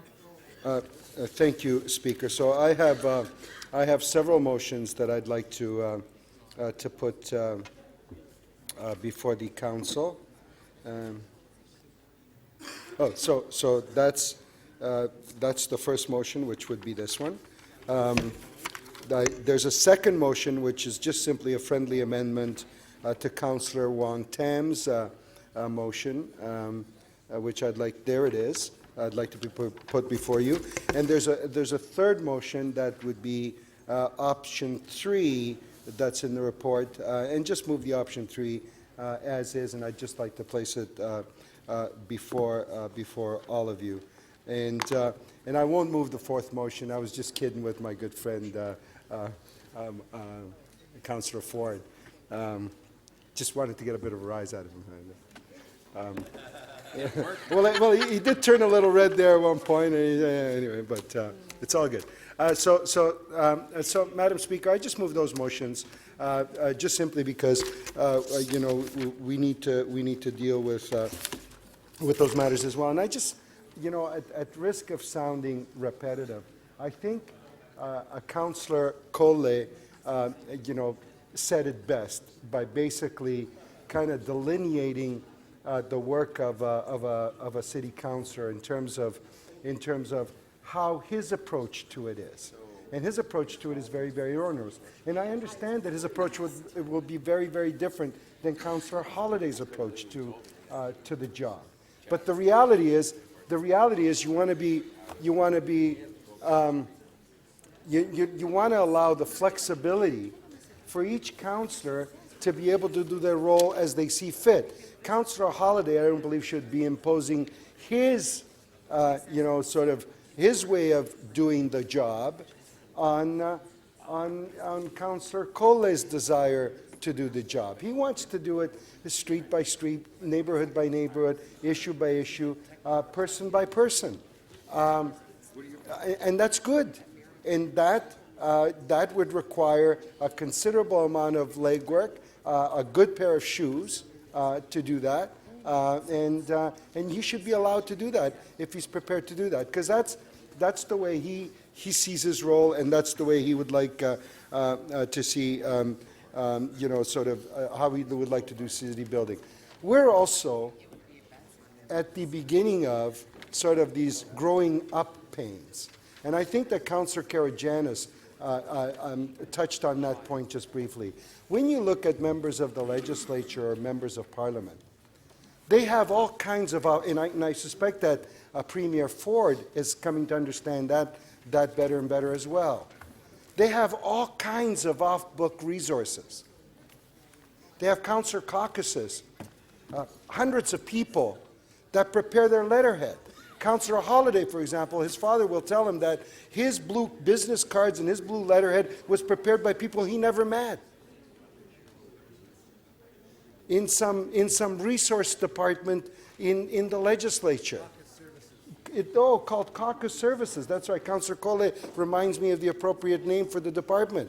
Hundreds and hundreds of people that would be prepared to do your video, your internet messaging, your business card, your letterhead, your newsletter, and so on and so on and so forth. Your messaging, all of that stuff. Councillor Karygiannis touched on another very, very serious resource that members have access to. Research. We don't get the ability to hire dozens of lawyers, Eagle Beagles, that will prepare bills for you, or that prepare motions for you, or that will do the research for you that you want to do. But those folks have access to that. They're off book. You call the Legislative Library and you say, I'd like to introduce a bill on such and such. And they go off, they do the research. They check all the appropriate legislation, do all of that stuff, and then present to you legislative services, it's called. That's not on their budget. That's not part of it. And all of a sudden they're handed a bill with their name on it saying, here you go, is this what you wanted to do? We don't have that. But we're getting there because we're growing up. This legislature is getting smaller in numbers, but bigger in terms of what it will ultimately do. And I think that that's just part of sort of the growing pains. And, there's a level of, you need some resources to be able to do the job. Thank you, Councillor Perruzza. The job. Thank you. Thank you. We do have a question. Councillor Thompson, clarification of the motions. Yes, Speaker. Thank you. You to Councillor Perruzza. You had a motion that referred the councillor's compensation to the city manager, is that correct? So were you amended mine, because mine is referring the matter to the governance committee? I'm perfectly willing to withdraw it if that makes sense. I'm willing to withdraw this one so that yours can proceed to the city manager. Speaker, with your permission, I would seek to withdraw this one because it's the same thing. Which number is that? That's my motion 2A. 2A? 2A. Okay, Councillor Thompson is asking that he withdraw his motion 2A. So was he asking me if I'm happy about that? Yeah, are you happy with that? I'd be happy with that, sure. Okay. Thank you. Yeah. All in favor? Carried. Okay, so that's it for the speakers. So we'll have a five-minute break so we can organize all the motions.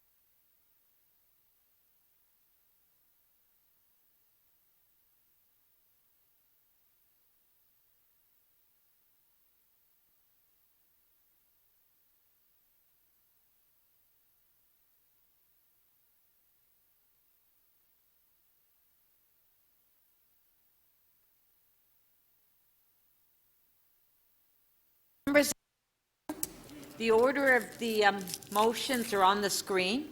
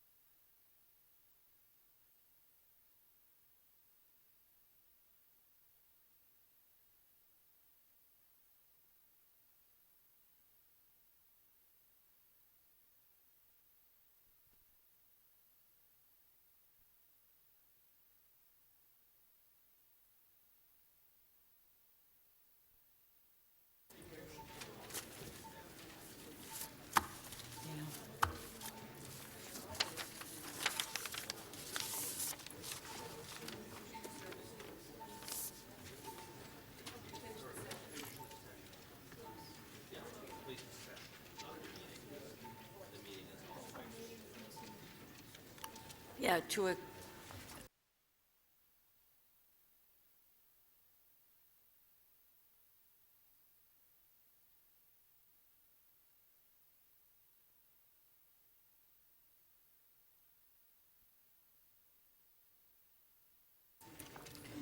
is everyone ready?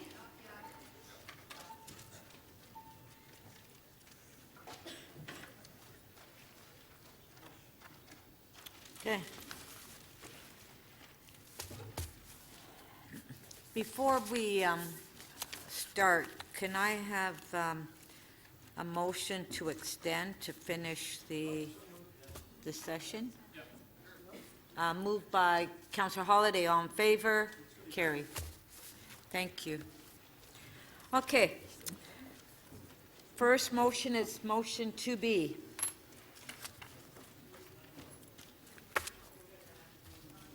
It's on the screen. Recorded.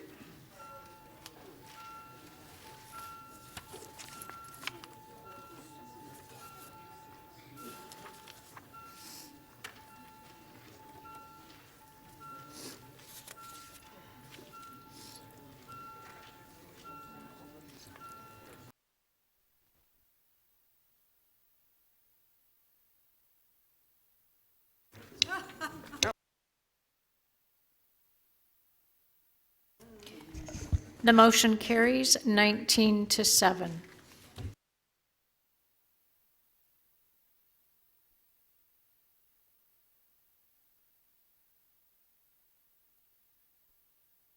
Motion 3B. Recorded.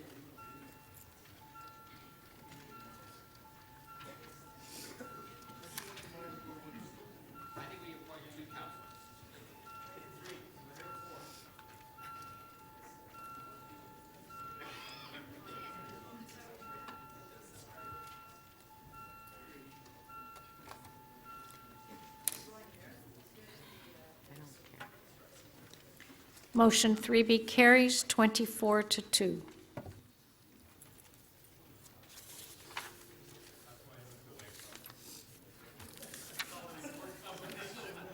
Motion 3C. Recorded.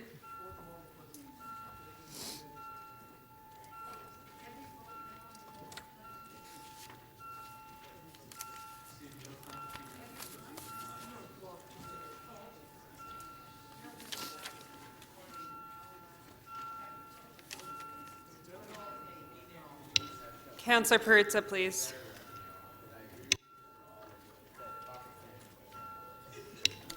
Councillor Perruzza, please.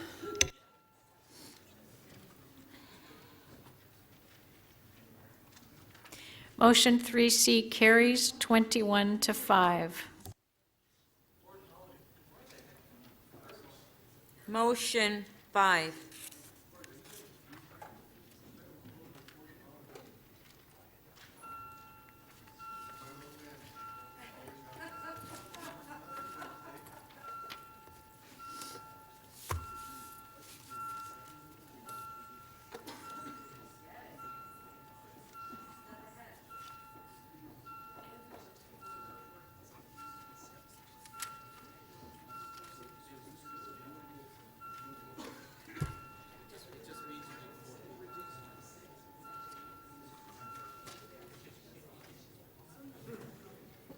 Motion 5 carries 25-1.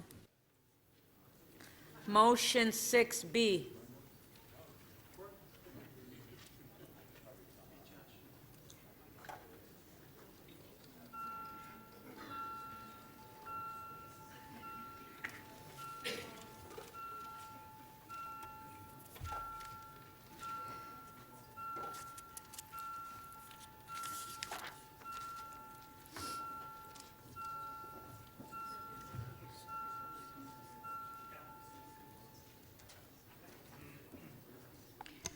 Motion 6B carries 19-7.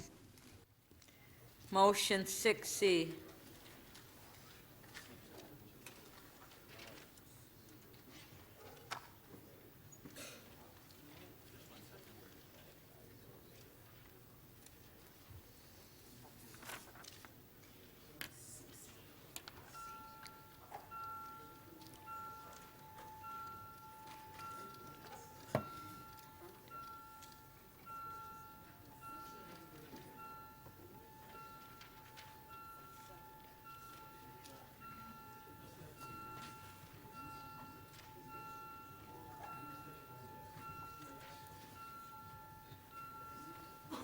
Councillor Lai, your vote, please. Councillor Brantford?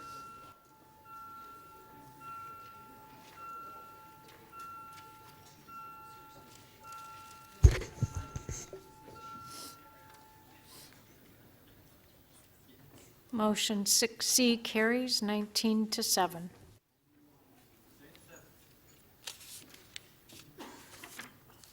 Motion 8.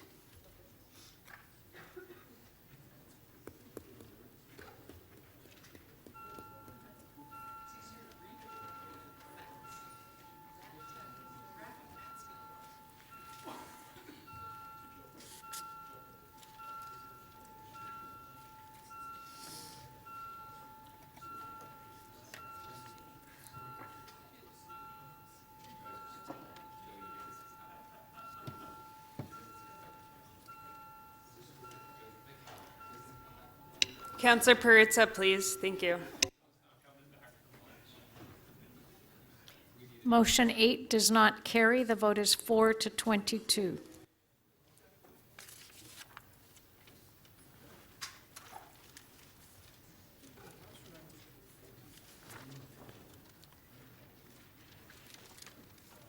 Motion 10A.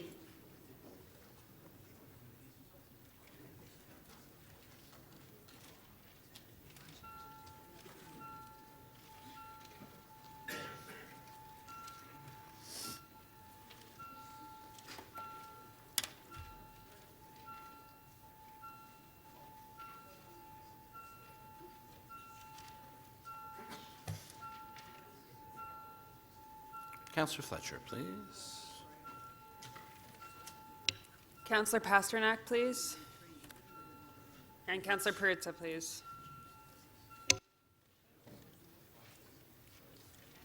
Motion 10A carries 24-2.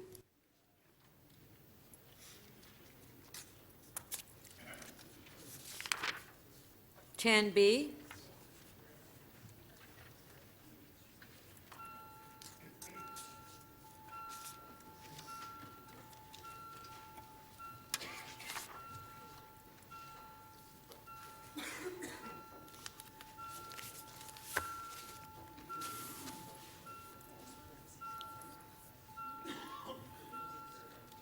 Councillor Pasternak, please. Thank you. Motion 10B carries 21-5.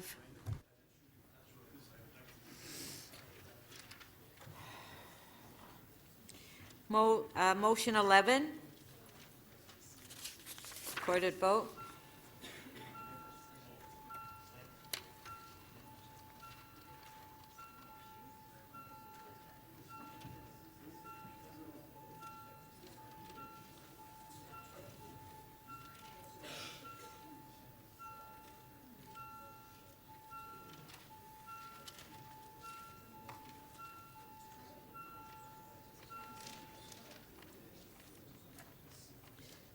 Motion 11 does not carry. The vote is 9-17.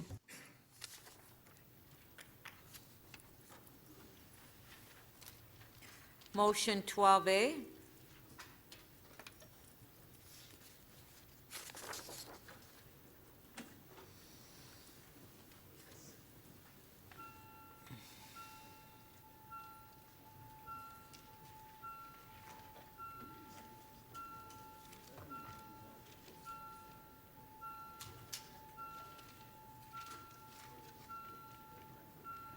Councillor Wong-Tam, please.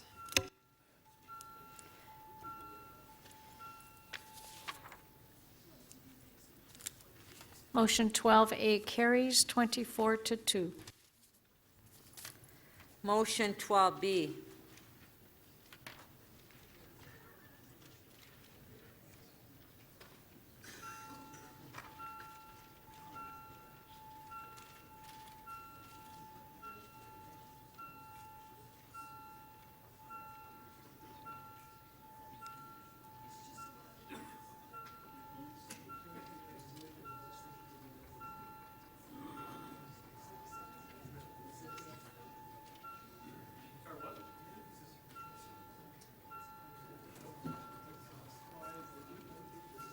Councillor Mallow, please.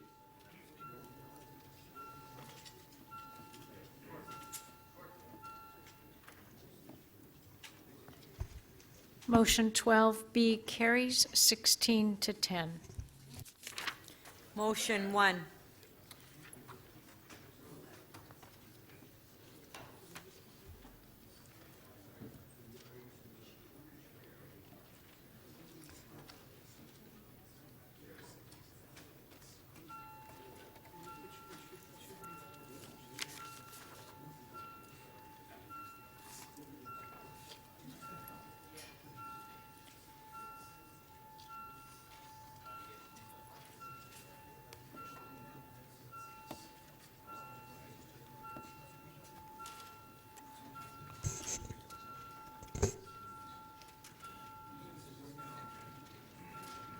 Councillor Bradford, please.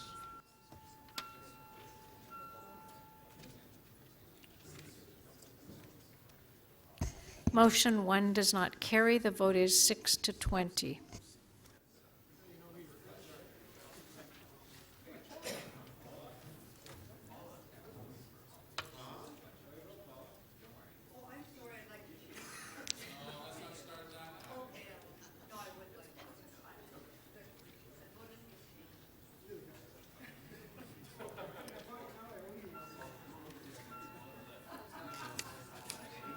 Motion 9A.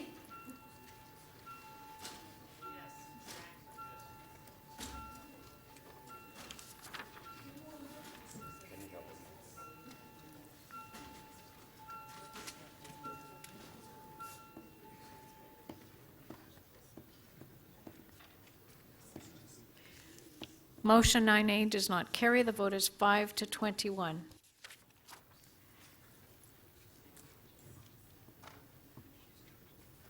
Motion 3A.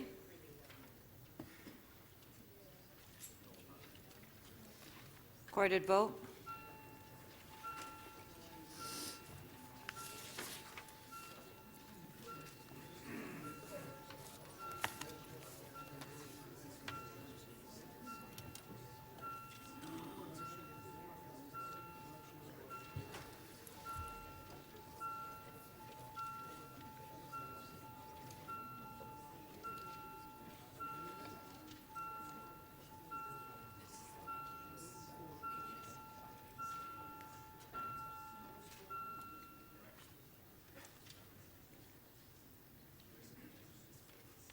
Motion 3A carries 18 to 8.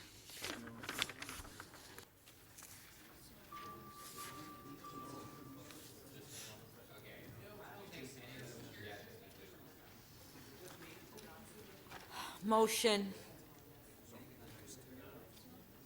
4 is redundant.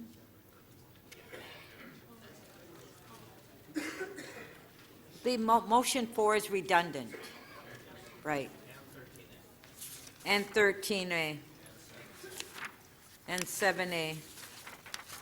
Okay, so our next motion will be, doesn't have a number on it.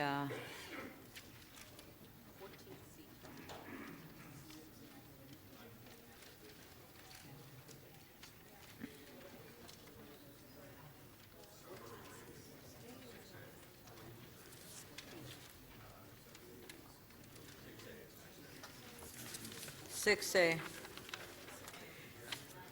6A.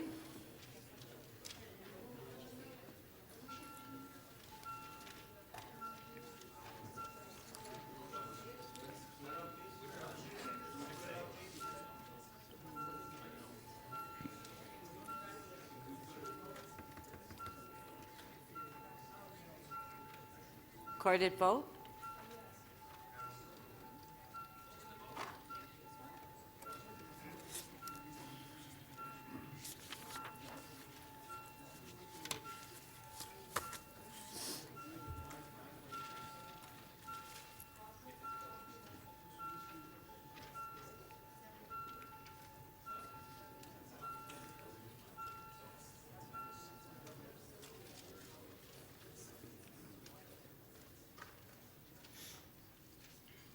Motion 6A does not carry. The vote is 12 to 14.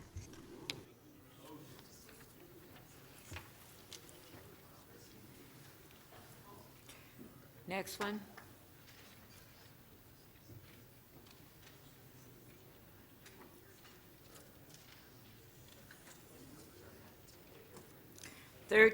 B.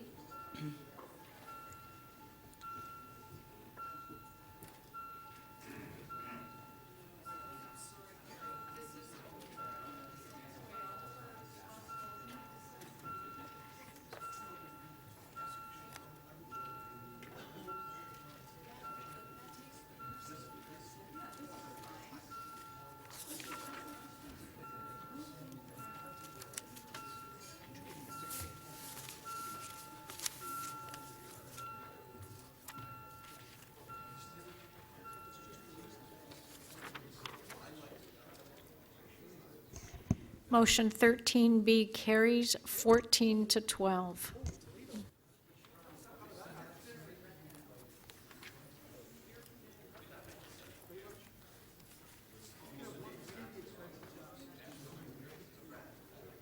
Motion 14B.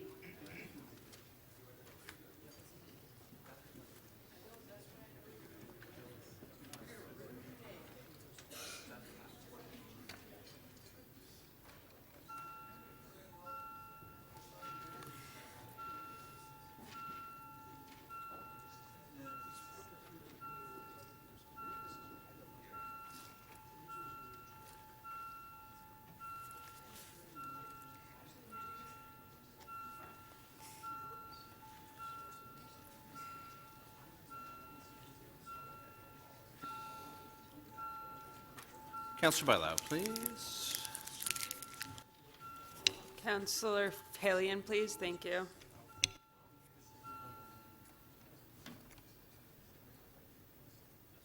Motion 14B carries 17 to 9.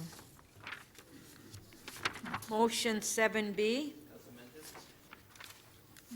Oh, as amended?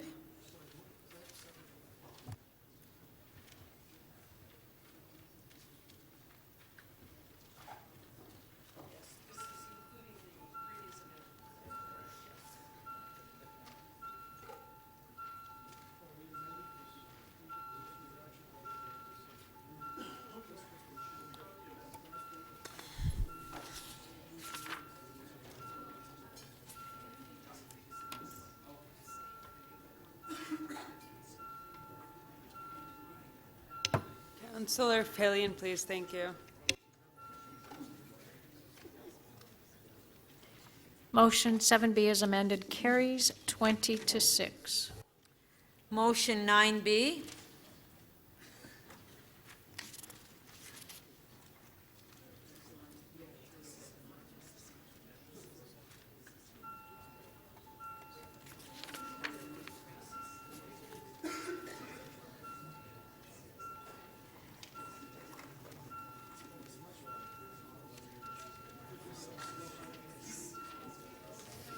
Councillor Cressy, please. Councillor Perruzza, please.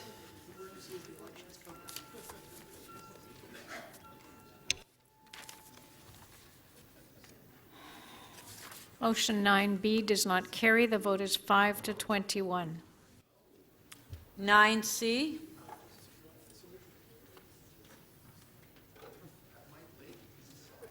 Recorded vote.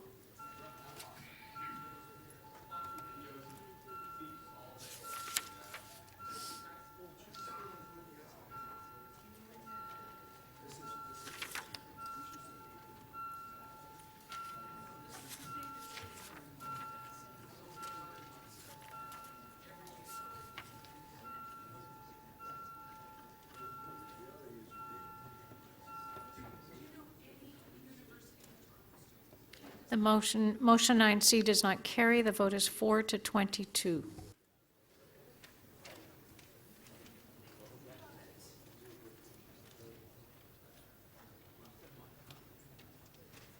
C.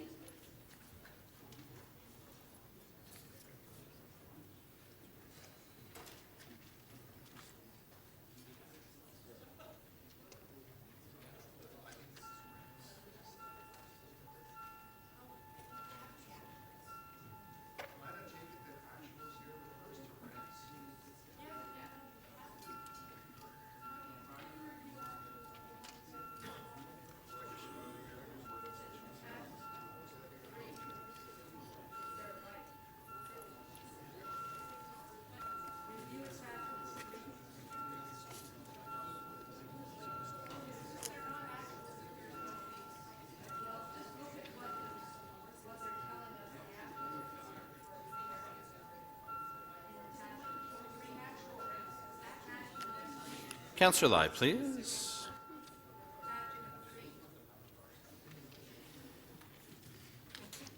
Motion 12C carries 14 to 12. Motion 12D.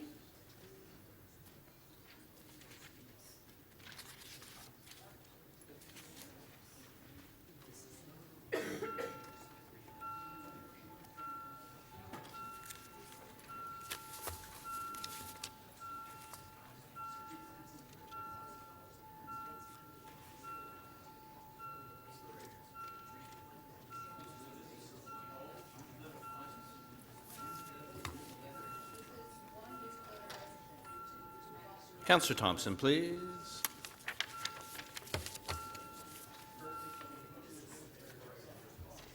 Motion 12D carries 18 to 8. Motion, guess that's it.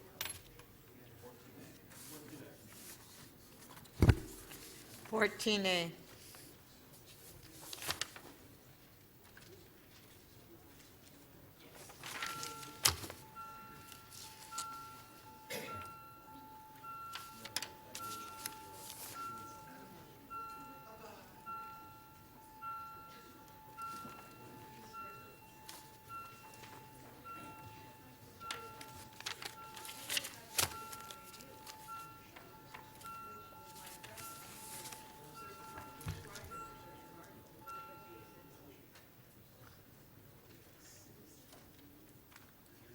Motion 14A carries 18 to 8.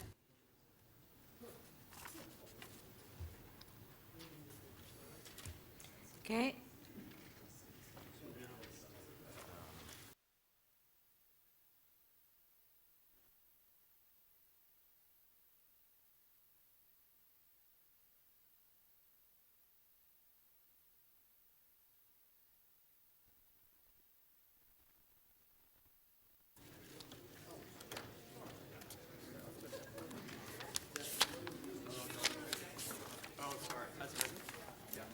Yeah, we still have another item.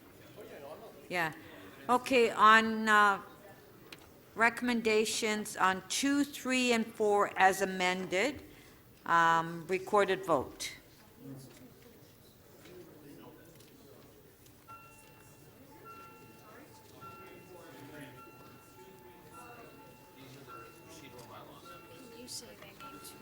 Yes, on these 3, we need 2/3 vote.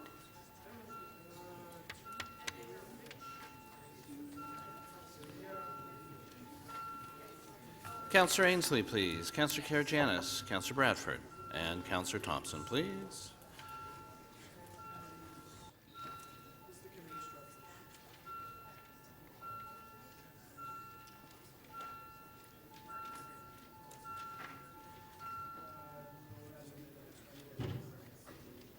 Recommendations 2, 3, and 4 as amended carry 25 to 1.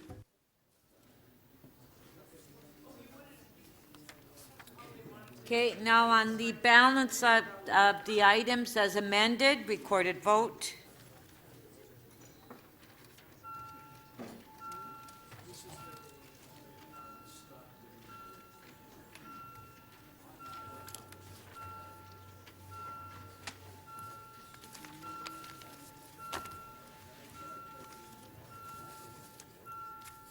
Councillor Perruzza, please.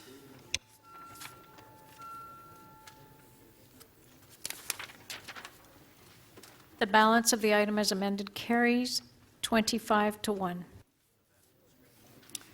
Okay, members, so now we will now consider item CC 1.2 on the appointment of the striking committee. The mayor's letter on his recommended membership has been distributed.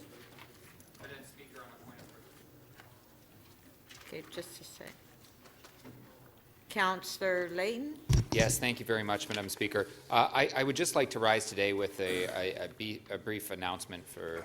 Yes, I was going to go to it after. Okay, go ahead. Oh, my apologies. if No, it's no, not that's time. okay. That's okay. Since we won't be meeting, it doesn't look like we'll be meeting tomorrow, I can't guess that this item will take us more than a couple of minutes, I hope. I just wanted to recognize that tomorrow is December 6th. And on December 6th, we remember back in 1989 when a man walked into L'École Polytechnique in Montreal, walked into a classroom, separated the men from the women, and proceeded to shoot and kill 14 women then. It was a sad day and a tragic day for our country, but I think it was an eye-opening event for many of us that just didn't want to recognize the severity of toxic masculinity, of this hatred towards women, of sexism in general. And I think that event, and like events that have since followed, just highlight the need for us all to commit to action to end violence against women, to recognize sexism in our workplace, in our home, and in our society, and to do everything we can to address that. If it's talking to our young men, talking to our friends, and trying to ensure that events like that at L'École Polytechnique 29 years ago don't happen again. Now, in 1991, a group of men formed the White Ribbon Campaign to recognize that men play an important role in fighting sexism, gender-based violence, and toxic masculinity. And they did that by signing a pledge. That wasn't only not to commit those acts of violence, but to not stand for it in their presence, and to speak out at every opportunity when they see it around them. Last term of council, we all signed the White Ribbon Pledge. I have another one here today for us to sign, a large poster that then I displayed for the last 4 years outside of my office. I'd like to thank the mayor and others who have signed it, and I encourage you all to sign it here, so I don't have to track you down in your offices later. But I've got a pen here, and this is for all councillors to sign, and to reaffirm that commitment to not let gender-based violence continue. Thank you. Thank you, Councillor Layton.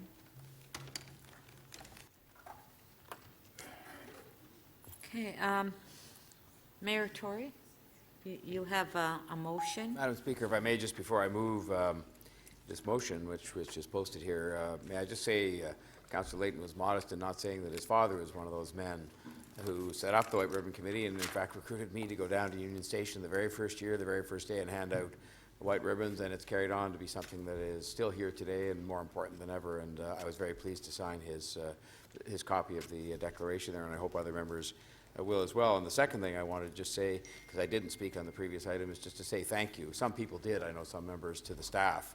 Again, just as part of the consequence of this entire restructuring of the City Council, there was a lot of work that had to be done to put the paper in front of us, which we then considered and made some changes to, but there was an awful lot of work done with, I think, 6,000 permutations and combinations. I wanted to thank all the staff for their work in doing that. And then the real purpose of my standing up, having just snuck those things in, is to make this motion that the City Council appoint the following members of Council to the Striking Committee for the term of office ending December 31st, 2020, or until their successors are appointed. Councillors Francis Nunziata, Gary Crawford, Jay Robinson, and Stephen Holiday. Thank you, Madam Speaker. Thank you. What if they tie 2-2? What happens?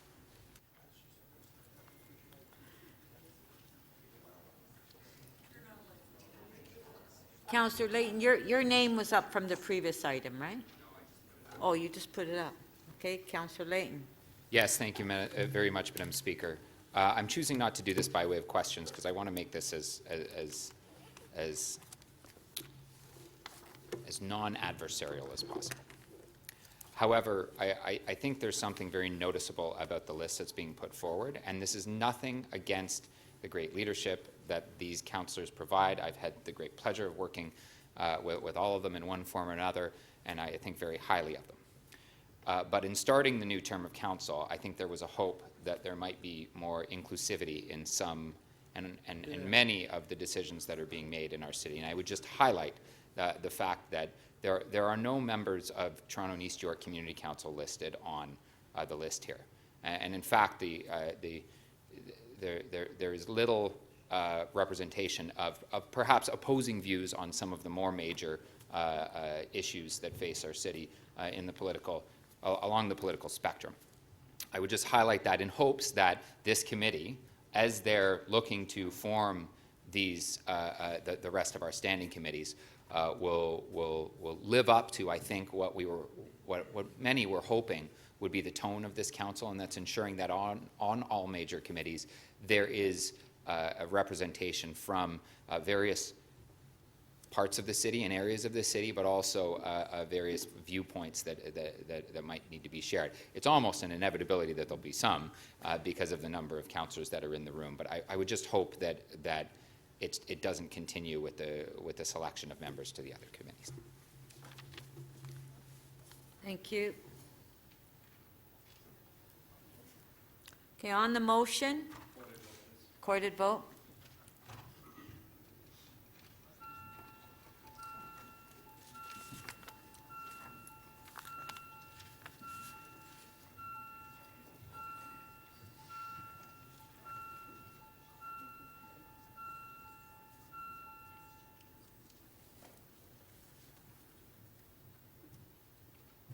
The item carries 24-2.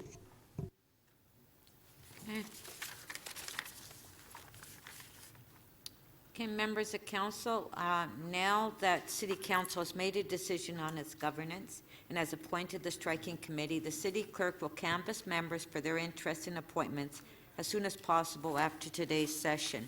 The City Clerk will report the results of the canvass to the striking committee next week. Councillor McKelvey, you have a motion to introduce certain bills. Yes, Madam Speaker. I move that leave be granted to introduce Bill 2 and Bill 3 as amended. Shall leave be granted to introduce these bills? Recorded vote.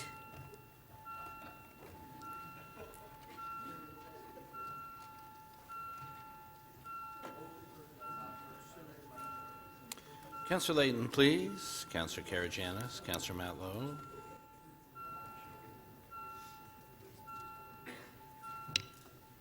Councillor Perruzza, Councillor Filion, Councillor Robinson, Councillor Perks, please.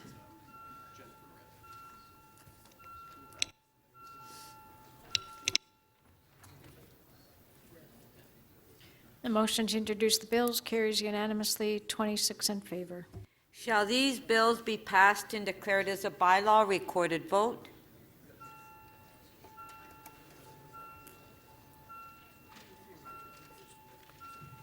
Councillor Cressy, please.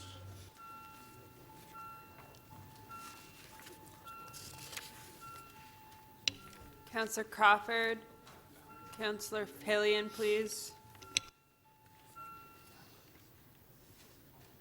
The motion to enact the general bills carries unanimously, 26 in favor. Councillor Bradford, you have a motion to introduce a confirmatory bill? Thank you, Madam Speaker. That leave be granted to introduce a bill to confirm, to the point of the introduction of this motion, the proceedings of City Council Meeting 1 on December 4th and 5th, 2018. Hey. Shall leave be granted to introduce this bill? Recorded vote.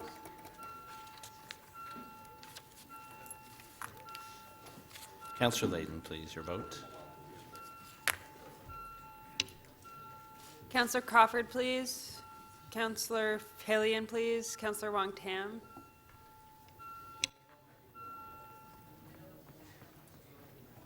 The motion to introduce the confirming bill carries unanimously, 26 in favor. Shall this bill be passed and hereby declared as a bylaw? Recorded vote.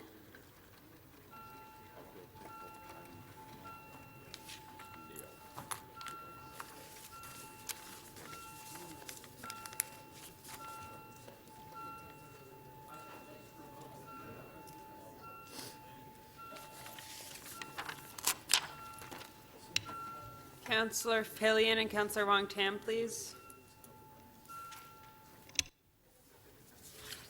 The motion to enact the confirming bill carries unanimously, 26 in favor. Okay, members of council, before we recess, I wish to remind you about the following meetings. The Community Council meetings will be held on Tuesday, December 11th at 9:30 a.m. in meeting rooms here in City Hall to elect their chairs and vice chairs.